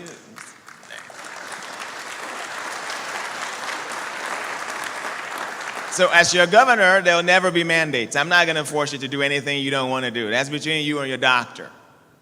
And if you grew up like me in Africa, you do the Sunday medicine. No. Jesse Sullivan, 30-second follow-up. So when Michael Madigan got indicted, he's been a longer-serving Speaker of the House than I've been alive. And it really is the passing of an era. It is. Corruption is alive and well in Illinois, even though Madigan is out, but it is a new era. It is a time for next-generation conservatives to rise up. That is what I represent. And we are going to attract next-generation conservatives around this state until we save our home. Save this home that we love in Illinois. Thank you. Darren Bailey, 30-second follow-up. Well, desperation is certainly on the air on the stage here today. And desperation's been in the air for the last 2 years, friends. Government educates, government informs, government provides, but it is we, the people, that make the choices of how we are going to live, how we're going to raise our children, where and when we're going to go to church, where and we're going to send our children to school at, and when, how, and why we're going to keep our doors open into our businesses. Never again will we allow these mandates from a tyrant. Gary Rabine, 30-second follow-up. Good. Okay, let's move to the next question. This one begins with Paul Schimpf. It's on the exodus of Illinois citizens. Illinois continues to be a national leader in the number of citizens leaving the state. The exodus is being driven by a wide variety of government taxation, overreach, and incompetence. What are 3 specific actions that you'll take to incent young people and young families to stay in Illinois? Well, the departure of people from Illinois is the biggest metric that shows you that we have a huge problem in our state. And it's telling that J.B. Pritzker, in his last 2 State of the State addresses, has not even mentioned that at all. He doesn't even talk about that. That's why I talk about the Pritzker leadership deficit. It is real and it is hurting our state. If we want people to stay in Illinois, really we have to change our culture, and we have to make people know that we're going to move in a new direction, that we're going to get away from the tax and spend policies that have not only been J.B. Pritzker's policies, but unfortunately the leadership of the Republican Party has bought off on those. One of the things that I'm most proud of is during my time in the General Assembly, I voted against every single tax increase that crossed my desk, even the ones that the Republican leaders were pushing. So we have to end that culture, but we also need some concrete proposals to let people know that things are going to change. That's why in my New Start for Illinois policy proposal, one of those things is the fact that we're going to make fundamental changes to property taxes. You should not be able to have your property values increased unless it's by a levy or a referendum. And then we also have to end predatory tax practices in government. No more tax on tax. Thank you. Max Solomon, what are 3 specific actions that you'll take to incent young people, young families to stay in Illinois? Number 1, CPR for Illinois, constitutional pension reform.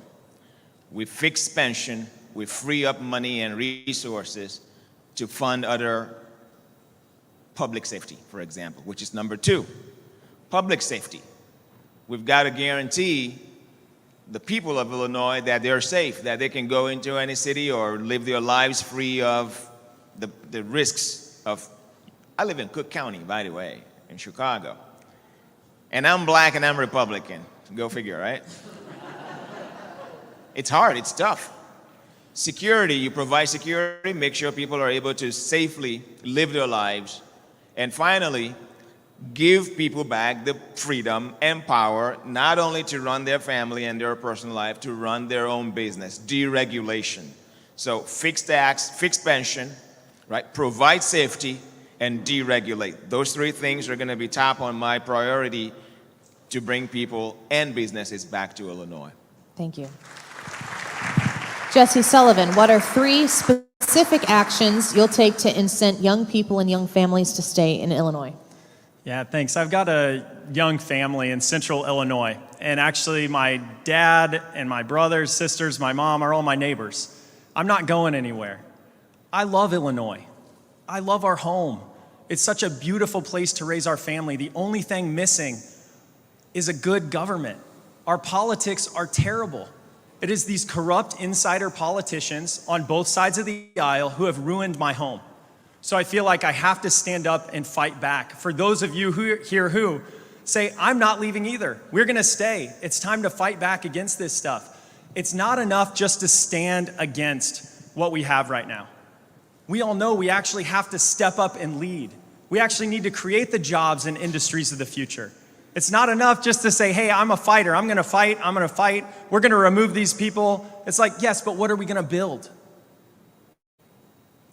I have a background where we've been creating and growing businesses of the future, industries of the future. Right here in Illinois is where we are gonna create those jobs so that our kids, I don't wanna go visit my kids on an airplane. I wanna visit them down the road. And if we're gonna do that, we need to create the jobs of the future. And I think all of you have the obligation to say, who can lead? Who can create those jobs of the future, create the economy of the future here in Illinois?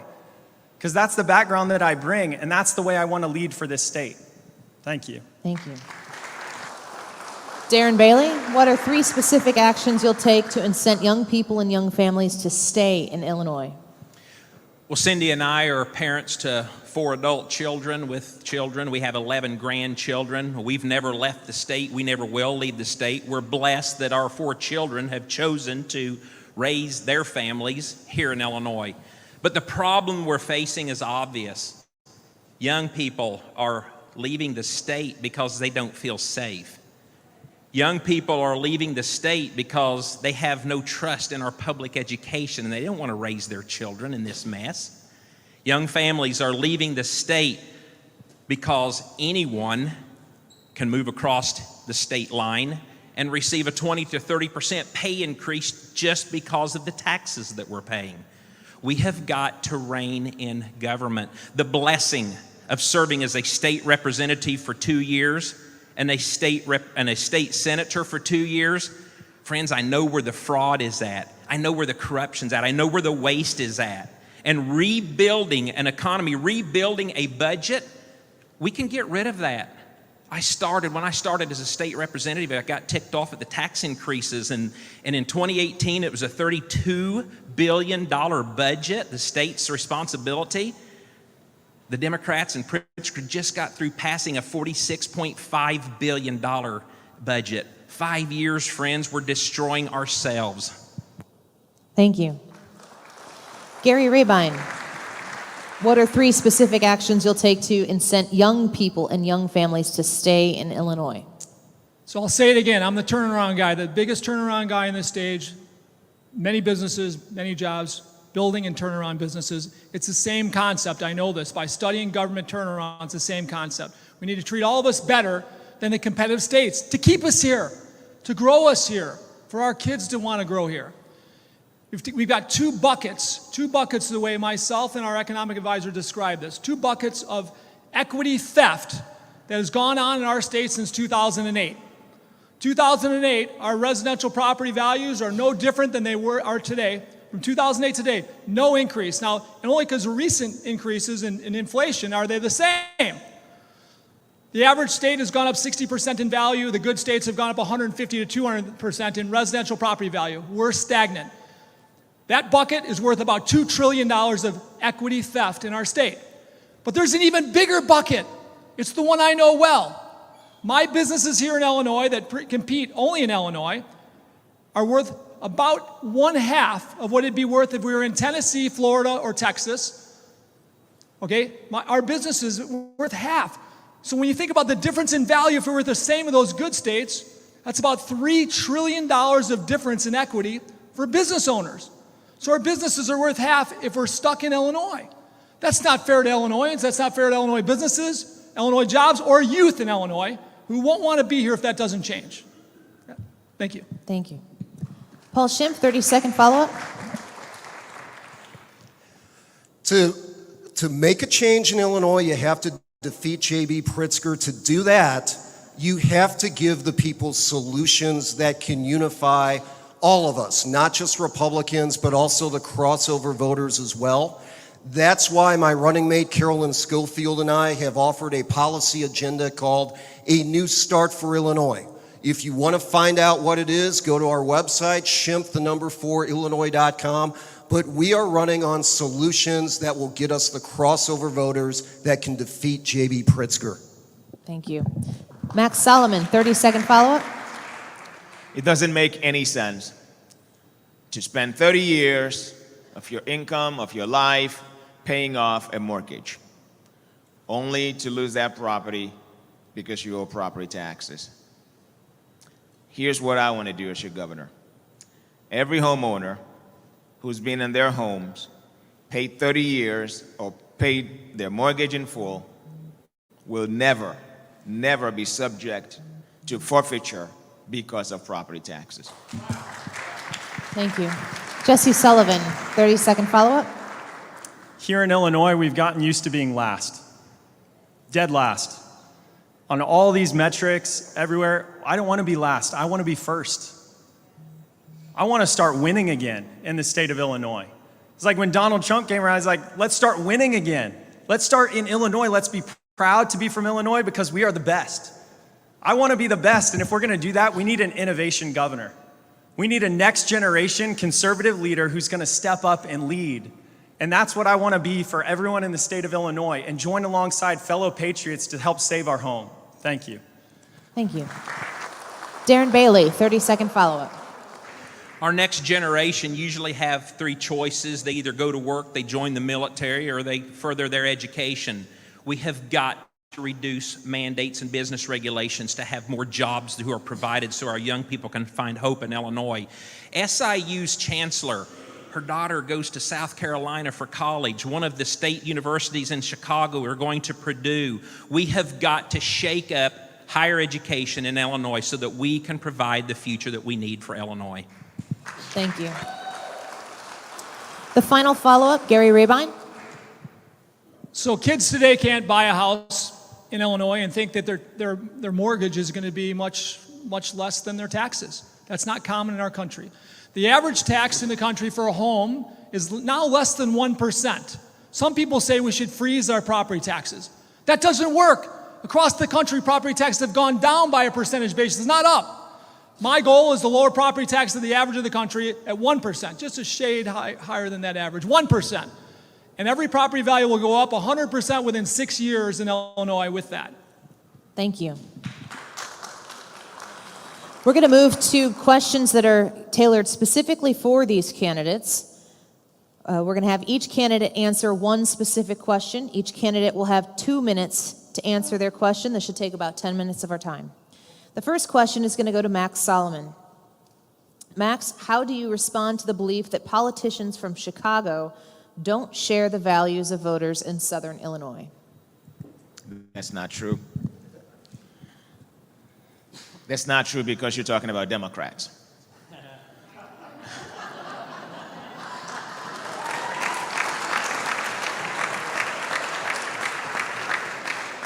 I'll tell you, there's a lot of silent, what we call a silent majority in Cook County. They're just scared. There's a lot of conservatives. Folks, I'm an immigrant. Came to the United States, the best country in the world, for a better life. You know what the Democrats told me when I came to the United States? The Republicans hate you. The Republicans hate black people. The Republicans hate poor people. The Republicans want to kick the immigrants out. But you know what I personally experienced? Those are not true at all. This is not true at all. As a matter of fact, most immigrants are conservatives. They bring their values, their faith to the United States because this is where they can practice everything they represent with freedom. We believe in that.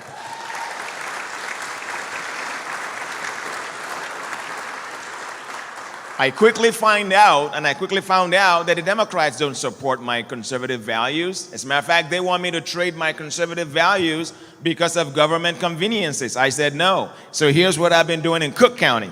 I've been knocking on doors, and think about it for a second. I knock on your door. My name is Max Sullivan. I'm a Republican running for... You're a Republican? Yes. And then that breaks the ice. And then we begin to talk. Ladies and gentlemen, don't give up on Cook County. GOP, Republican Party in Illinois, don't give up on Cook County. There's a lot of us out there that are conservatives. We can make Cook County red again.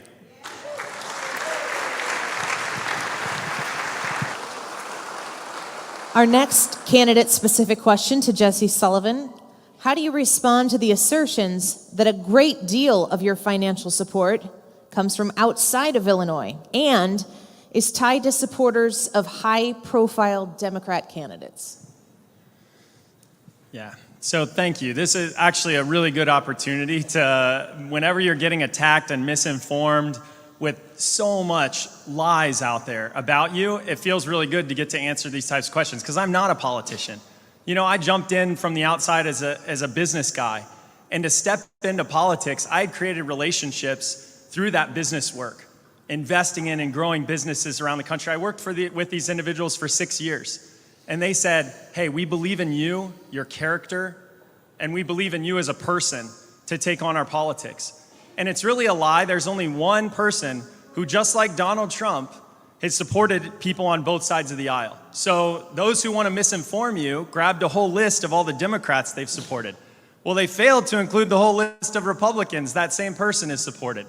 So Tom Cotton is not a Democrat plant, and neither am I, because that is the same people on that same list. And so for me, this is all about these politicians who want to misinform and lie about you because I'm a threat. I'm a threat to the establishment here in Illinois. I do not owe anybody anything. And that is how I'm going to lead. And I think that's really what it takes, because I've already seen it here in the state of Illinois. On the Republican side, too, here's what people do. They come to me and they say, hey, I support you. Now all I need is X, Y, Z. And I say, no, sorry, I have not promised anybody anything, because that is not how I lead. And they said, well, you're naive then, because there's no chance you're going to be able to do well in Illinois politics. And I said, well, so be it. But that is exactly why we are in the situation we are in right now. Because people are willing to sell out their values and sell out the people of Illinois for their own benefit. That is exactly who I'm going to fight against when I am the next governor of Illinois. I'm going to go in, it's like a den of vipers in there. And I read in the Bible where Jesus fashions a whip and goes into the temple and drives all the money changers out. Well, that's what I'm going to do with all these corrupt insider politicians in our capital. The next question to Darren Bailey. How do you respond to the assertions that you said that you had voted for Barack Obama in 2008, and to the recording where you said you might have voted for Biden? So first of all, I never said, and there's nowhere on record that I said I voted for Obama. I don't know for sure where that's at. I'm going to contend to you that I'm probably basically taking a bullet for the team here. Has anybody ever heard of Rush Limbaugh? Anybody? Are you aware of Operation Chaos? Anybody ever heard of that? All right. Cindy and I participated in that. So that was in the election of 2008. Essentially, I was asked that question again into greater detail and spliced, edited. You can hear the noise in the background. I have never supported a Democrat for office, and I never will. And as a matter of fact, I'll take it a little bit further. About 4 years ago, someone running for local office who was a good friend with us, went to church with us and asked if they could place a sign in our yard. They were running for a Democrat position. Cindy and I set that person down. We asked one question. We need to know something. Where do you stand on life? And when we saw and heard that that person wavered, we said, I'm sorry, but I can't support you. A good friend, someone that we trusted. But friends, we have got to understand what our party stands for. We have got to understand, we've got the answers to everything, life, liberty, the pursuit of happiness, but Republican leadership isn't standing on that. Republican leadership is compromising and selling us out. So how do we fix it? We get involved. We run for precinct committee person.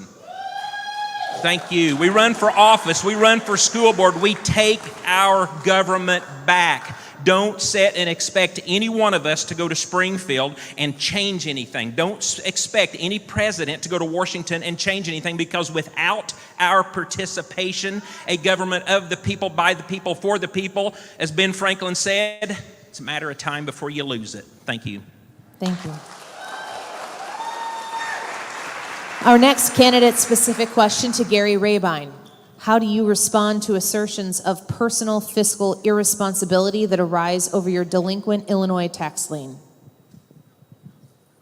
That's the guy that called that one out, and it's totally wrong. Illinois never got back to us with that tax lien. Now, we file thousands of taxes a year, thousands. When we look at all our employees, all the states we work in, thousands.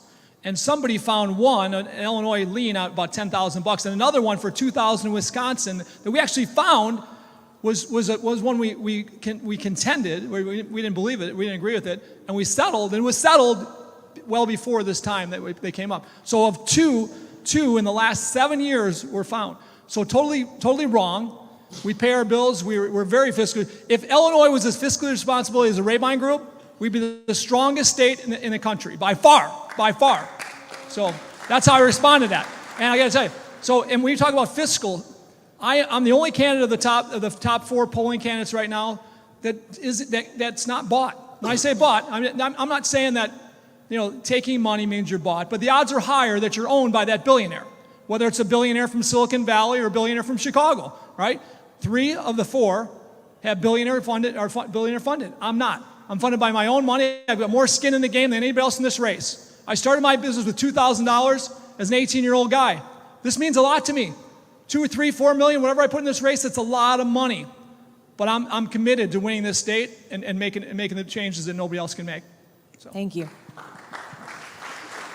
I just have to say I'm really not looking forward to this question after what you Brace yourself. asked. All right, the final candidate-specific question to Paul Schimpf. Campaigns use funds raised to influence voters through TV, radio, social media. How do you plan to overcome the influence of the fundraising advantage of the other Republican governor candidates? No, that is a tough and fair question. The reality is, folks, I grew up the son of 2 public school teachers, and then I spent my adult life in the United States Marine Corps. I am not in a position where I can put $250,000 of my family's own money into this race. I just can't. We are trying to really work at the grassroots level. Our support is very localized. We have strong support in the Metro East. We have strong support in the Quad Cities area. We have strong support in McHenry County, where my running mate is from. And we are, they like her better than you. But we have, we are working at the grassroots level. Gary, God bless you, he's always like top 4 candidates or whatever. You know what, folks? If the election were held tomorrow, we would not win. We would not win the primary if the election is held tomorrow, but the election is not going to be held tomorrow. We have 6 weeks left, and as people start to pay more attention, and right now in the polls, the big winner in the polls is not Richard Irvin or Darren. The big winner in the polls is undecided. People are still not paying attention. Most people have not made their minds up. And when you ask people the question, who can do what it takes to unify the Republican Party and defeat J.B. Pritzker, that is the number one thing that people want, is they want J.B. Pritzker to be gone. They want him to go back, and I've used this joke before, but people like it, so I'll say it again. People want J.B. Pritzker to go back to his true calling in life, which is a bathroom renovator. And when they take a look at that, I like our chances. Thank you. All right, we're going to now go with closing statements. Candidates will provide a 2-minute closing statement that explains to Republican voters why they are the best candidate to defeat J.B. Pritzker in November, and we will begin with Max Solomon. All right. Wow, ladies and gentlemen, I stand before you humbled, grateful, thank you. I came to the United States with $40. And I was so excited, I lost that $40 at the airport. I came in with only hope. I grew up thinking about the United States, and the nickname for the United States, for me growing up, for my generation of Nigerians, we call the United States God's own country. Because we looked up to the United States. We knew if only you could just get there, all your dreams are going to come true. Just work hard. They're going to allow you to believe in your God. They're going to allow you to practice your faith. And you can be whatever you want to be. Got an associate's degree in political science. Went on to DePaul University, got a bachelor's degree in political science, minor in religious studies. Went to Valparaiso University. Got a master's degree in theology, got a JD degree in law, and I taught political science, constitution to colleges. I am blessed. From $40 to where I am today, I am the epitome of the American dream.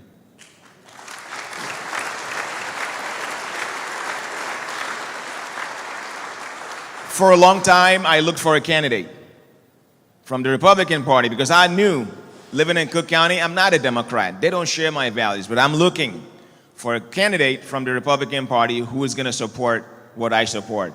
The only candidate that I found was myself, and that's why I'm running. And I say that humbly. Give me a chance. Let's take back Illinois. Thank you. Jesse Sullivan, 2 minutes for a closing statement. Hey, thanks everybody for coming this morning. It's just amazing. For me, Central Illinois, I love it. I love our home so much, and I refuse to leave my home. And what these corrupt insider politicians have done to it, they deserve to be overturned. We need an outsider to step in to save our home. We need more patriots and less politicians. And so if you're just, deciding about who can I trust to lead, I've made an oath. I made a promise. Where I come from, your word still matters. In politics, I know it doesn't matter much anymore, but it matters to me. You trust me to lead, and I promise you that we will restore integrity to our government.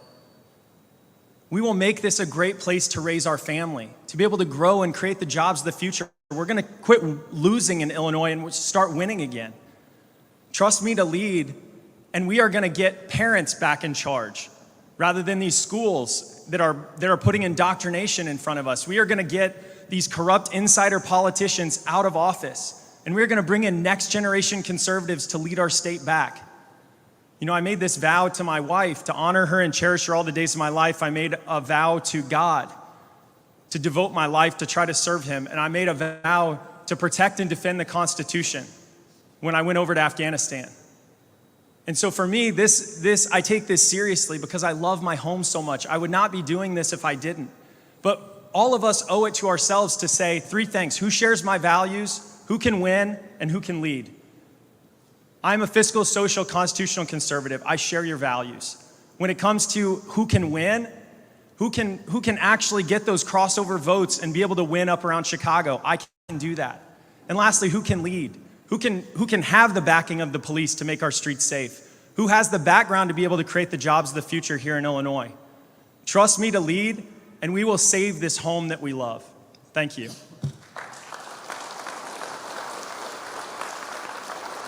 Darren Bailey, 2 minutes for closing statement. Again, I want to thank you so much for being out here today, that you could have been doing many other things on such a beautiful day on a Saturday afternoon. But you came out here to get yourself informed. Because, friends, when we understand the dire situation that Illinois was in, we must understand what the people who are going to sit at the top of that ticket, what they stand for. And you've got to understand that and make sure you know that when you go to the polls. I'm a farmer. I have farmed my entire life, and I'm blessed today that our three sons have that farm, Bailey Family Farm, under control and are allowing us to fight for their future and our grandchildren's future. I want you to ask yourself what farmers do. Farmers grow things. Farmers fix things that are broken. Farmers solve problems. That's why Cindy and I answered this call 5 years ago to get involved in something that, yes, I knew was dirty and disgusting, politics. But until good men and women put themselves in that position, until we get involved and stand up, things are going to only get worse. So I stand here before you today to inform you of something that I think you already know. This race is already a two-person race, and that other person isn't here today, but I am. And I want you to do your homework and find out what's going on for sure. Find out the truth, because we have the grassroots movement. J.B. Pritzker is already beaten. The Democrat establishment, the Republican establishment, they don't know who the grassroots movement is. All they know is what has always been. Ever since that Cindy and I went to Facebook 2 years ago in April and prayed and fasted through the month of April to call in for a day of prayer up to the National Day of Prayer, we have been fighting for you, standing for you, and giving you hope for the prosperity of Illinois. God bless you and thank you.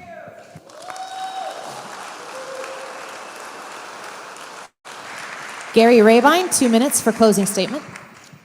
Okay, as you see, I'm no politician. You can see the way I talk, the way I act. I'm just not a politician. I'm an outsider, a senior outsider compared to Jesse. Jesse built a business in Silicon Valley. He was in the business world for a few years. I've been in the business world here in Illinois for over 40 years.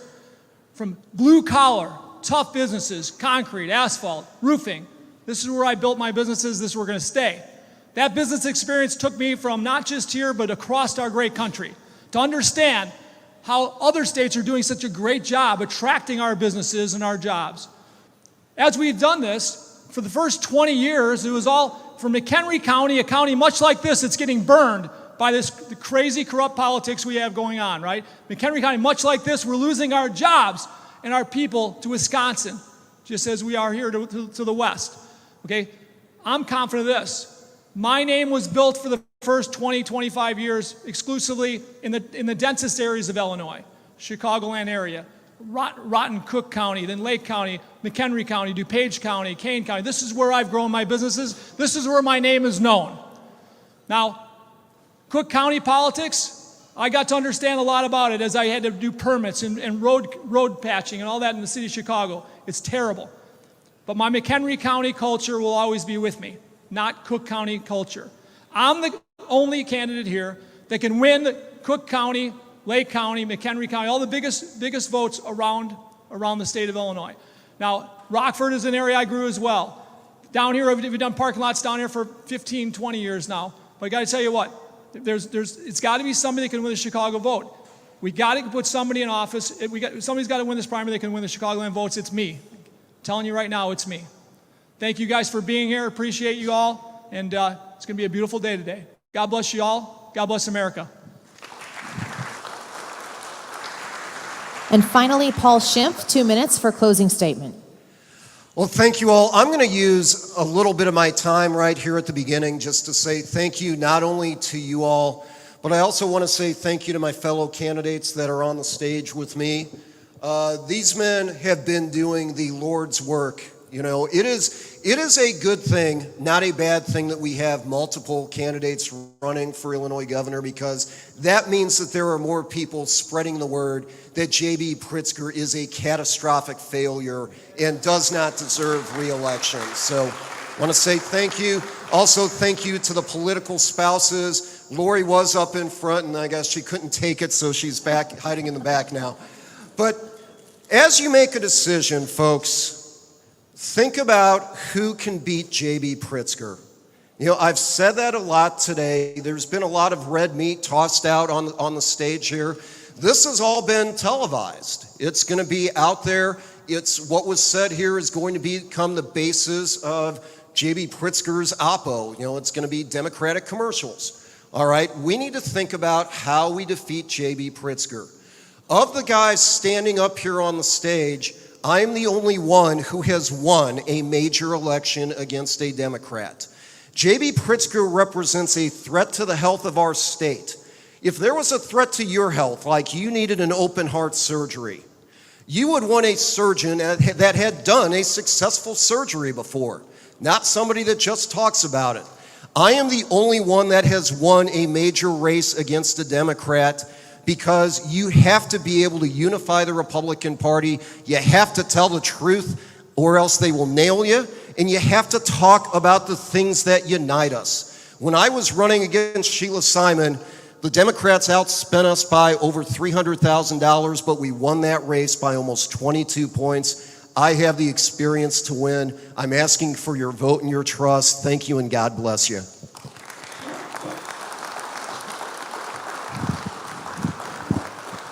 I want to thank everybody for being here and participating. This is, no offense, guys, you're the important ones.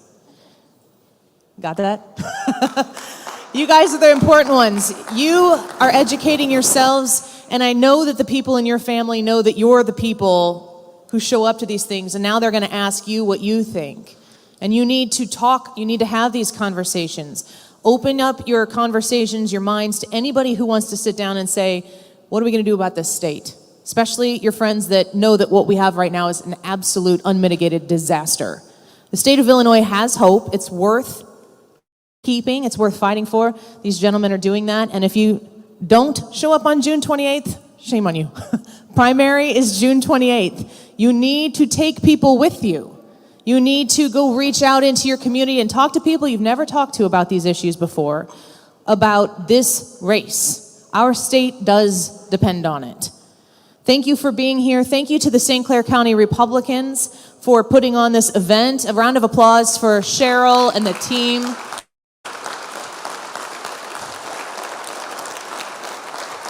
I also want to remind you to fill out the survey by scanning that QR code. While you're standing, thank you to these individuals, these candidates, for being here. A round of applause for them.